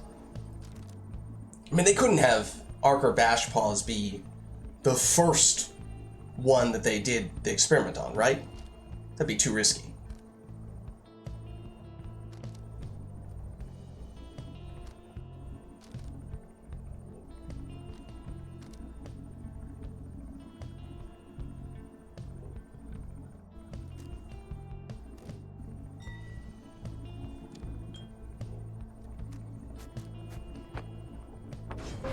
A deluge.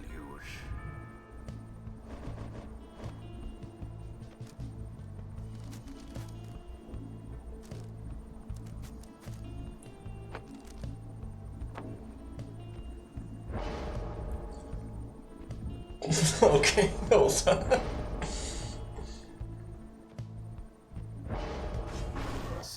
Confirmed the world is tiny, that is canon. Yeah, basically becoming God as with his super milkshake powers. I mean, he is God with those powers because he's the most powerful being in this one building that exists in the universe. He's a big fish in a small pond.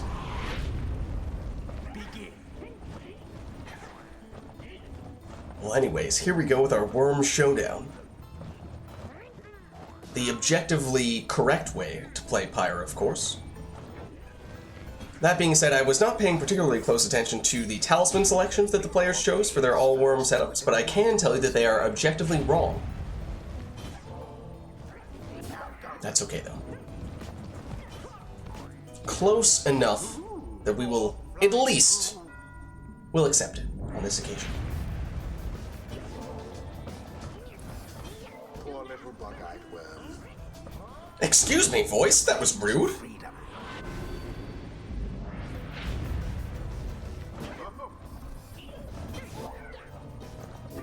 I wrote her with Lady River, banished.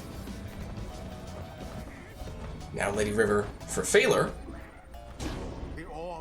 And I think I wrote her was about to do...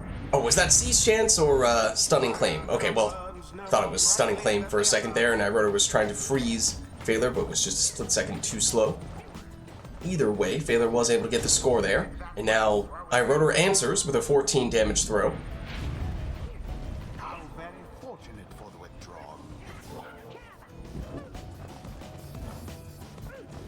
Gilman, for I wrote her, blocked here, and stunned. Time for Phaler, perhaps. Not quite time enough, though. Deluge, for I wrote her. There's the stunning claim. Oh, was it slightly too early? It was, at least for the initial worm that I wrote her was looking for. Fortunately, he did have a second worm, Lady River, coming out a split second later, but I think that was just enough of a setback that it did not give him the opportunity he was looking for, although did still manage to finish that off with a 15 damage throw.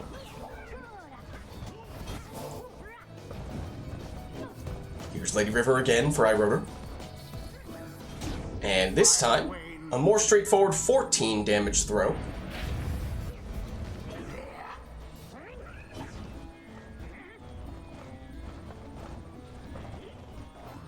Deluge against Gilman. Gilman wins out, also canonically correct. A second wind. And then goes the other way around that time, of course.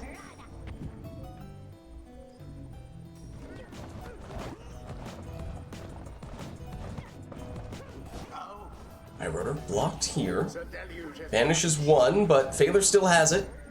And throws that one. This time for 13 damage.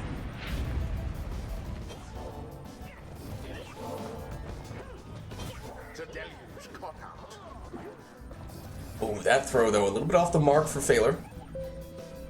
Stunned. But Phaler now has it back.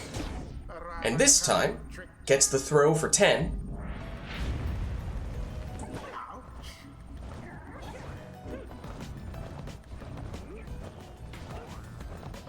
Lady River.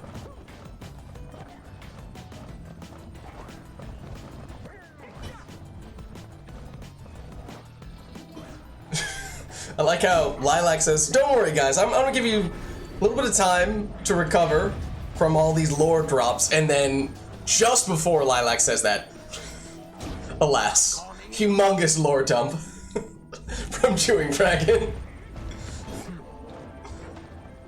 You look away for 2 seconds.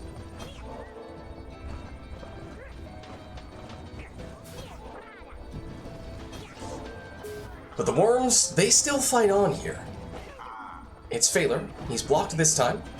Iroder gets it back only to quickly be banished. Phaler eludes banishment. That throw, though, looks a little bit off the mark on the second attempt. Gets that one for 15.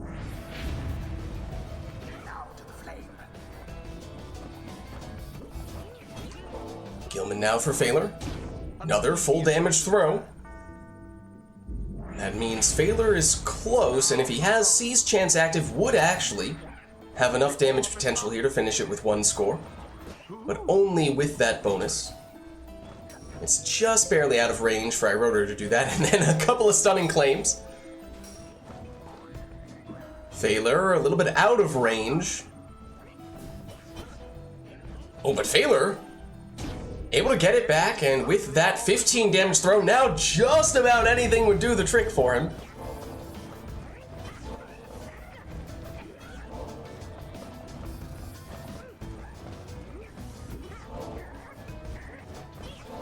Phaler plunges in for the win. Oh wait, no, I'm not playing that many rides anymore. I don't want to play only requests. Let me interrupt this.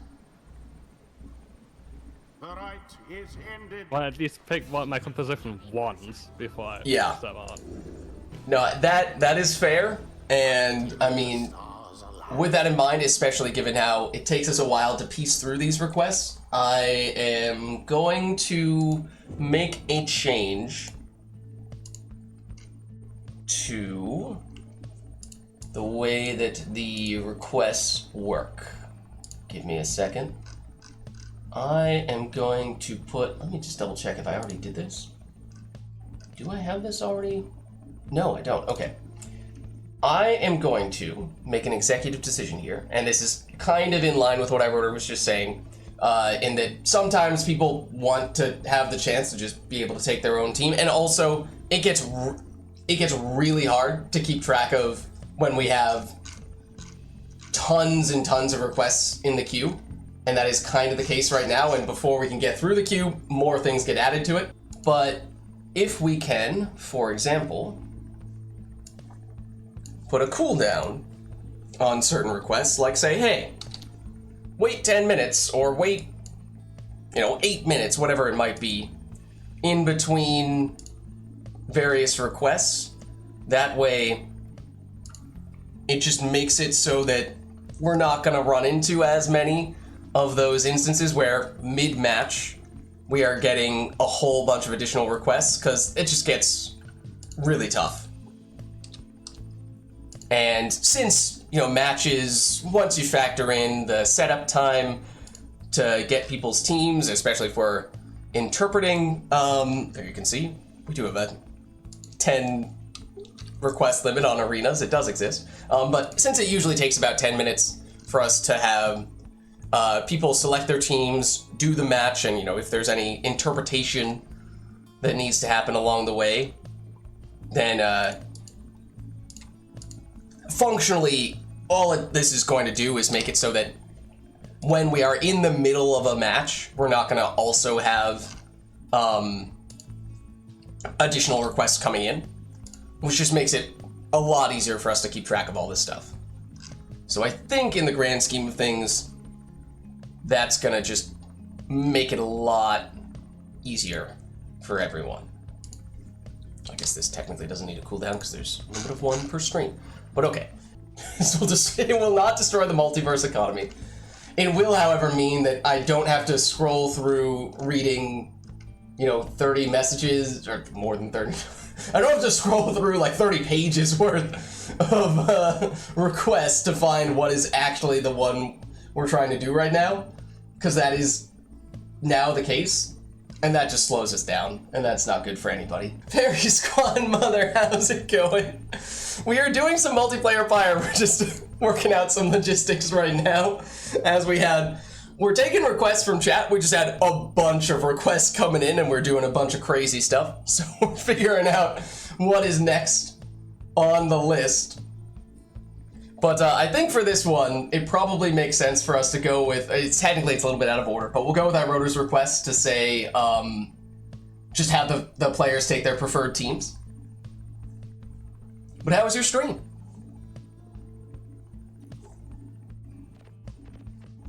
Okay, I think we just go with everything up to the players here. Random arena, random song, all that stuff.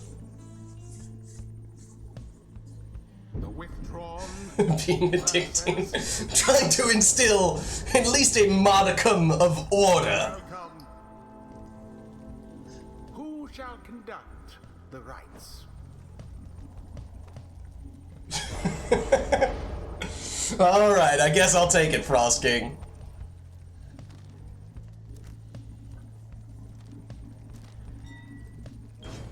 Well, I mean, that one of the things that I like a lot about Hades, though, is that even when you have unsuccessful runs, it still feels like you're making progress. It still feels like you're learning how to be better against certain enemies, certain encounters, or at least gathering certain resources, getting new conversations, all that stuff.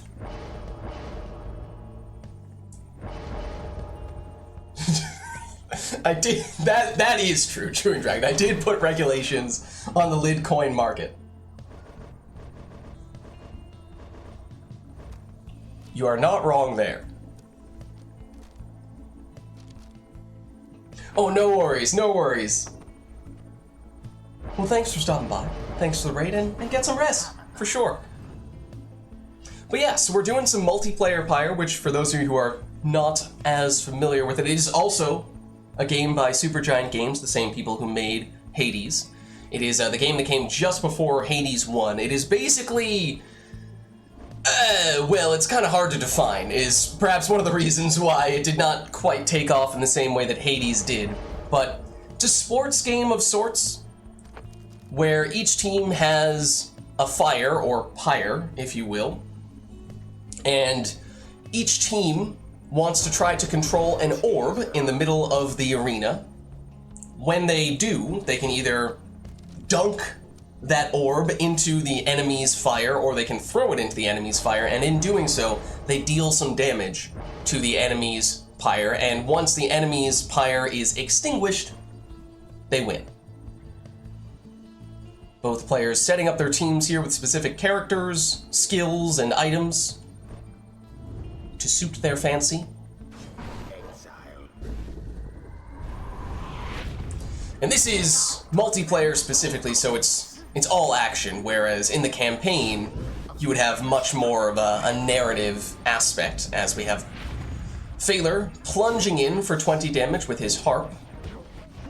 And if you do dunk it in like that, then you actually do not have that same character available for the next round. So Phaler did not have the harp available in that round, and now will not have his Savage available in this round, except that he took an item that allows him to circumvent that usual restriction, at least on that previous character who plunged. But now back to the harp on the plunge there, so Phaler off to a very quick start.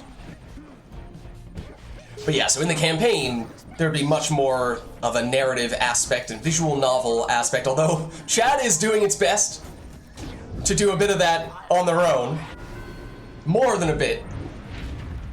Phaler plunges again, this time for 20 damage, and iRotor with just 20 life left means one score potentially all Phaler needs, and he stuns iRotor, setting up the winning plunge. They vastly outperformed their adversaries. GG. The rite is complete. Well played, you two. Alright, so let's head on back. That was our brief reprieve from an onslaught of lore-based requests from chat. And we dive back in to the narrative here, perhaps. Although I know, iRotor, you were saying you might... I can play a bit more. You can play a bit more? Okay. Good, good. Just wanted to make sure we're not holding you hostage here. Yeah, we're turning it into a multiplayer campaign, basically. Okay, so as for where exactly we left off in this new narrative that we are weaving, that's a great question. Because I really don't know. Wait, let's see. Yeah, it's a ways back. Wow.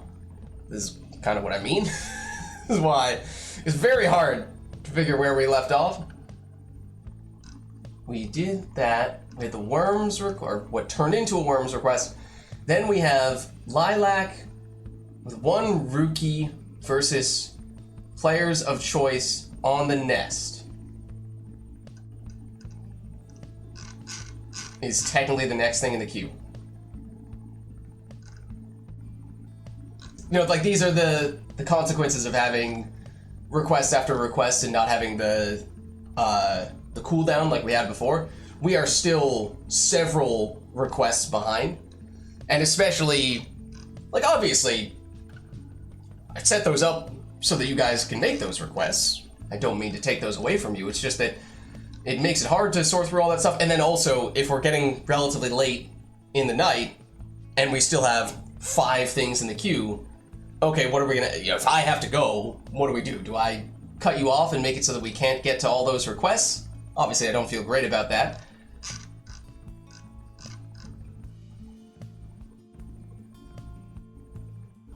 You've gone too far. Chewing Dragon, you have gone too far.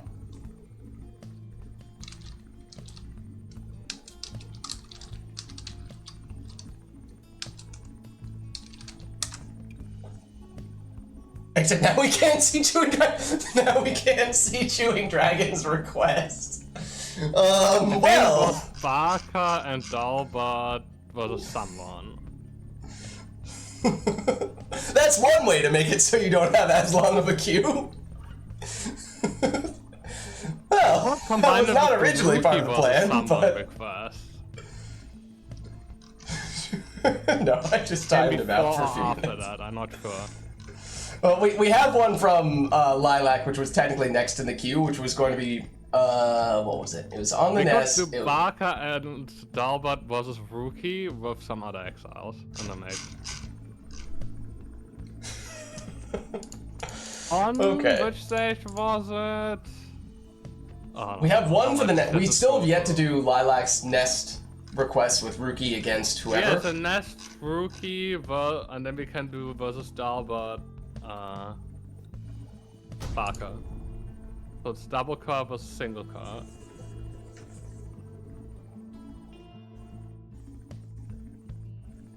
The withdrawn shall confront the fate. Welcome. Chosen, I think, right? And thus the scribes have chosen.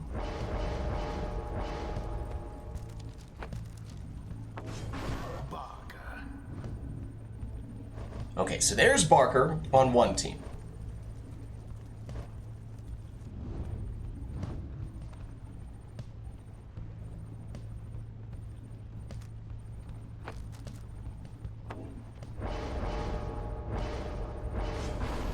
Rookie on the other.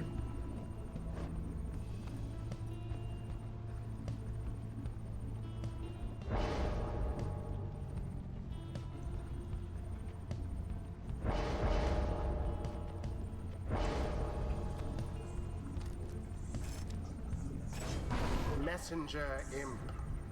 Webbed Lanthorn Messenger Imp in the next spot for iRotor.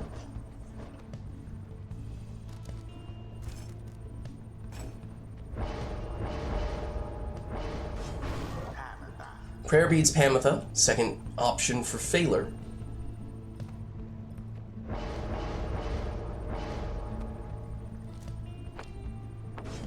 Rookie. Curfang Rookie, last choice for iRotor, extra plunging damage.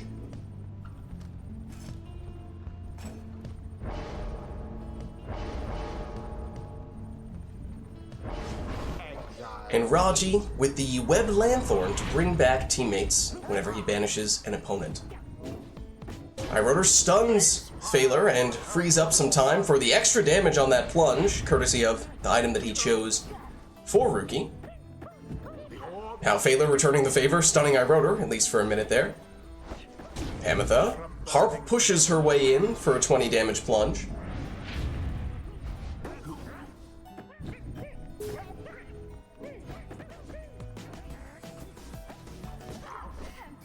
More stunnage.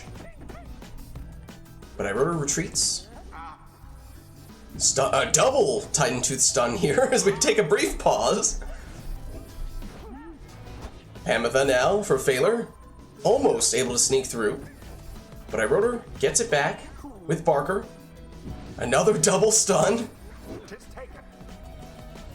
Barker gets the stamina back. And darts in and around, but ends up in an enemy aura.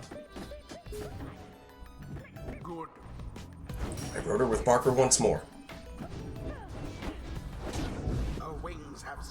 Ametha plunges in for 20.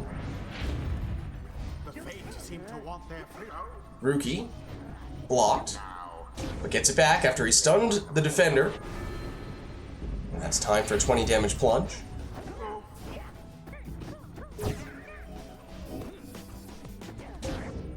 And now a word from our sponsors, Falcon Ron. As iRotor now, the one doing the plunging with Barker. But Phaler quickly answers with a Kerr plunge of his own. That means one score, potentially all that Phaler needs here.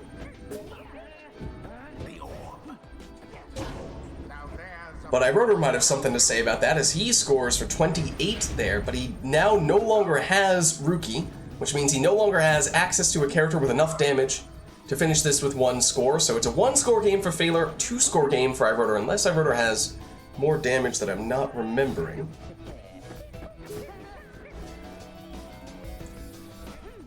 Although for Phaler it would need to be oh no, he can do it with anyone, I should say. Except maybe Raji. Probably not Raji. I assume Raji only has 15 damage.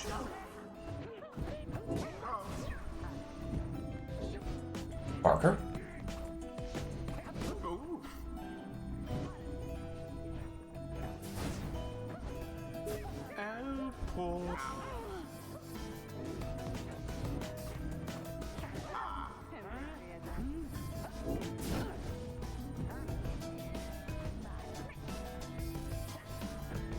Phaler eyeing the portal, goes through the portal, and with it, sets up the winning plunge.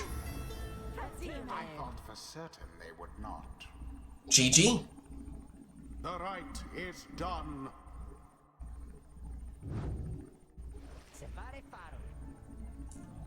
All right. Well played, you two. Let's head on back. Until the next rite.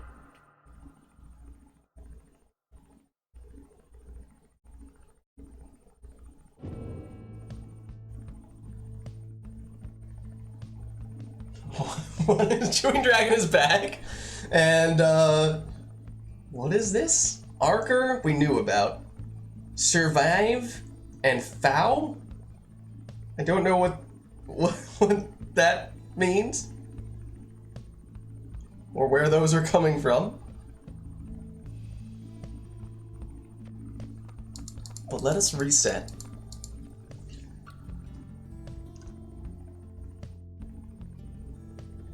I mean, even then, though, I'm still not sure.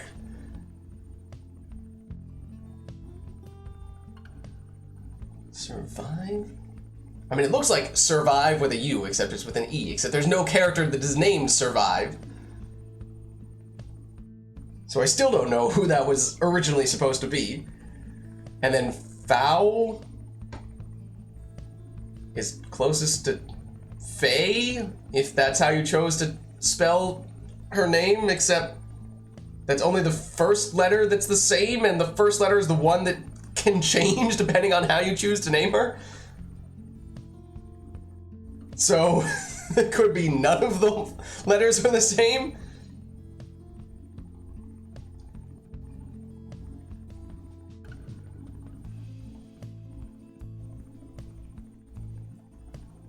So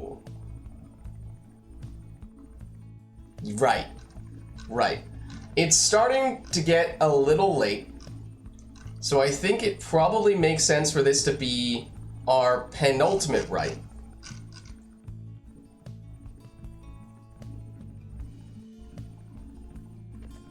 So that means this would be the last one in which we would take requests before we do our liberation rite. Then, of course, for the liberation rite, we would have the players take their preferred teams.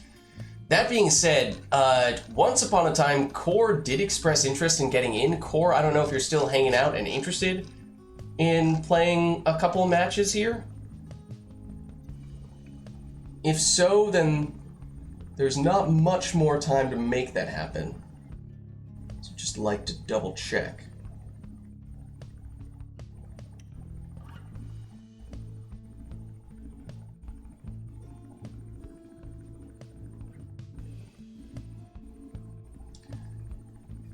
Stowaway, Almer, and Tizo.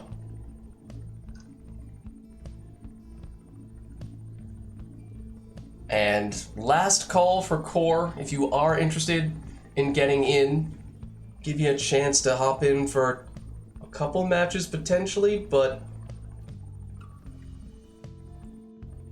you see, the thing is, Chewing Dragon, when I timed you out, it also had Nightbot delete all of your messages. Did your exile request? But yeah, we also kind of combined a bunch of things into that previous match.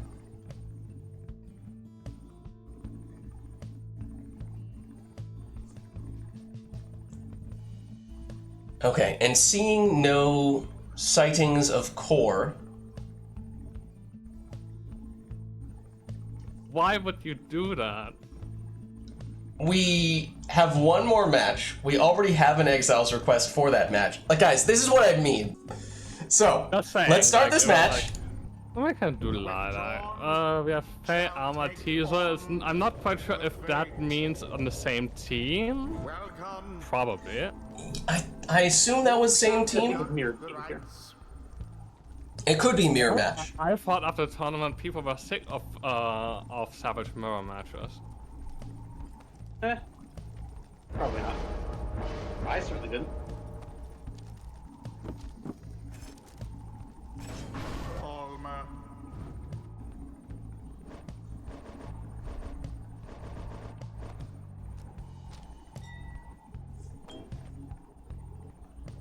It's the eternal battle between the throwing savage and the plunging savage. Ooh.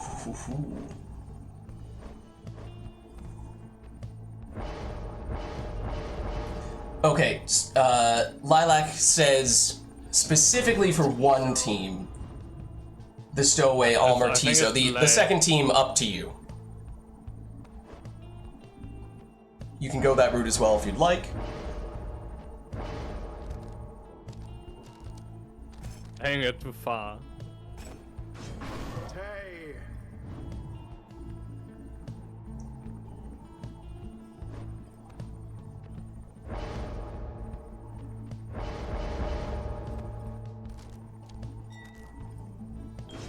Tay.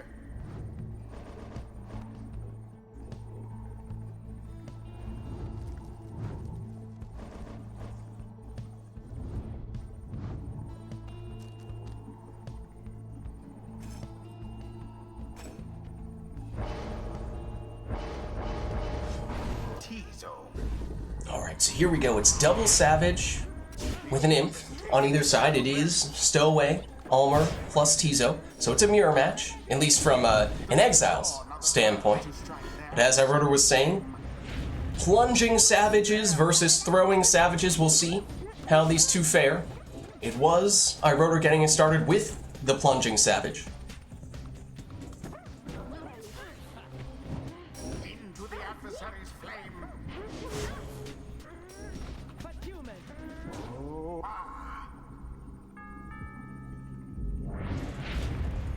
Both pyres now burn with the same strength.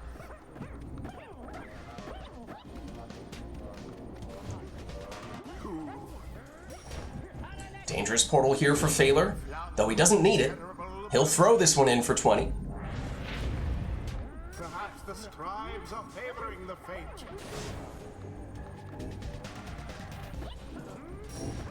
And there is the Ninja Savage strat. Oh, but the throw inches short for Phaler. Ulmer, attempt number 2, not quick enough on the throw though. Iroder able to get the banishment. And then a little black magic jump, not magical enough though. At least not on that occasion. Tizo banishes what was, at least at the time, the last of Phaler's exiles. Oh, wait, but Iroder, you were supposed to be the one doing the plunging savages, and here you are throwing it in. But alas, we are now tied at 60 apiece. And here is, right on cue, a savage plunge. And the savages, once again, both saluting simultaneously and canceling each other out. But Phaler, this time able to get the throw in.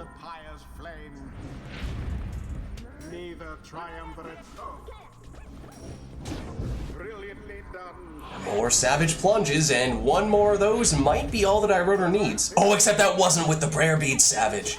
Ooh. So Iroder down one character here. We'll see if that proves to be a difference maker. It does not, as the plunging savage, fittingly, is the one with the deciding score. I do love if you can grab the orb out of the air with the salute. It's complete. At what point in time? If you're banished or you throw it, or for whatever reason the orb's in the air, you can salute and jump, and then you're coming out in the air, and then you can grab the orb that's in the air if it's on the right height, and then try to score with it. Ooh. Very nice. Alright, well I think it's time. I think it is time for our final rite of the night, our liberation rite. And with that, that means we won't take any requests from chat for this one. We're just going to head over to the Fall of Solium and have players take their preferred teams to finish things off in style, and we'll go Never to Return Fate Edition, looks like, on this occasion. And if you guys are ready, we'll get things started.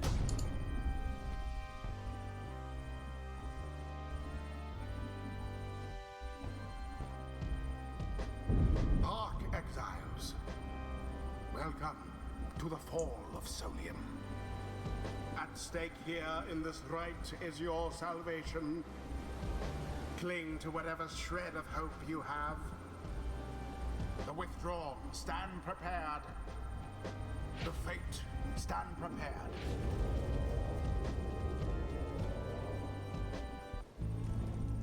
Now let us begin.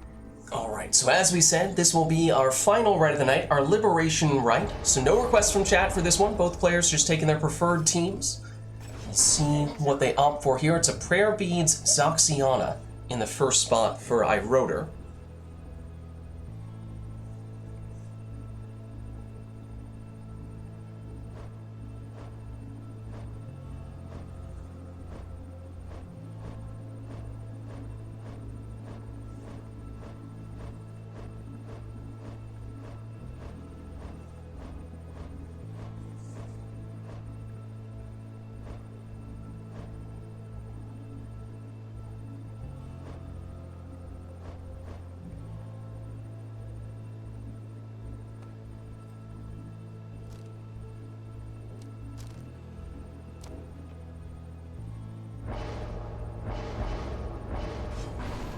Gilman.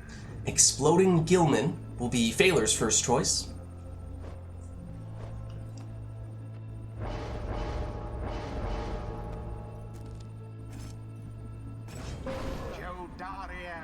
Jody in the second spot for Iroder.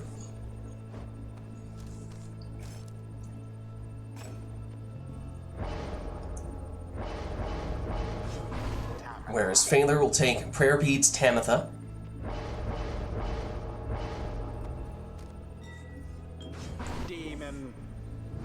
Quick throwing Vispaleth in the last spot for Iroder, so double demon in his case.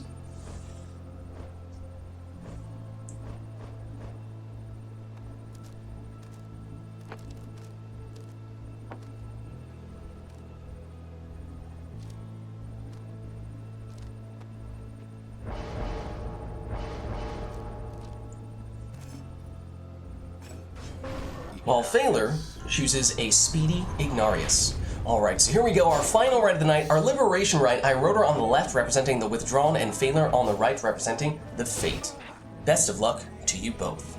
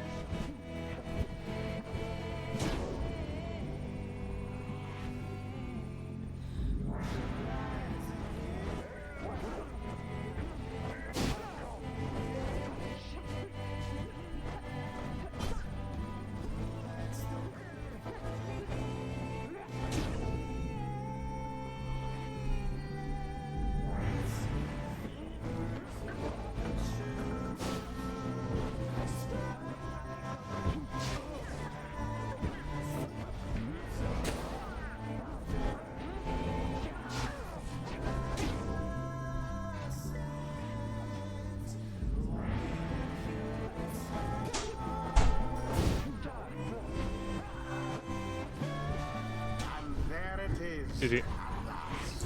And there it is. Have proved their worth. GG. Their adversaries they defeated utterly. Well played, you two. Thus ends the Liberation Rite.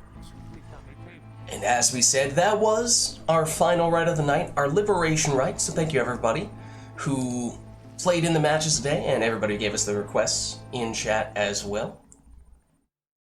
That is going to be it for me though, so I am going to hop out of Discord. I will catch you guys next week. Okay, and I believe these two have both already left Steam Remote Play, if I'm not mistaken. Yeah, Steam Remote Play is not even popping up for me, so I'm pretty sure that's true. Now, as I was saying, that was our final rite of the night, our Liberation Rite, so thank you everybody who participated in the rites and everybody who gave us the requests in chat as well. This is, of course, Pyre Community Rite Night, and if you're interested in getting more involved in multiplayer Pyre, then the best way to do so is by joining the Rite Club Discord server, which you can do by clicking on that link right there. My name is Lids, I'm hosting these streams, and my streaming schedule is weeknights. We are doing a combination of Path of Exile 2 and or The First Descendant. Then Fridays, we are doing Mass Effect Andromeda multiplayer. Saturdays, Mass Effect 3 multiplayer. Sundays, of course, Pyre multiplayer. Lids Vids on YouTube as well, posting the VODs for all those streams, so if you missed anything, you can catch it there as well. Also doing some Hades 2 videos on YouTube. And if you haven't done so yet already, of course, you can also hit the follow button to get a notification for when I go live. Also at Lids Vids on Twitter, I post there when I go live as well, but actually the best place to stay up to date on all things Lids is my Discord, which you can join by clicking on that link right there. But that's going to be it for me for tonight, so thank you all for watching, hope you enjoyed the stream, and I'll catch you next time.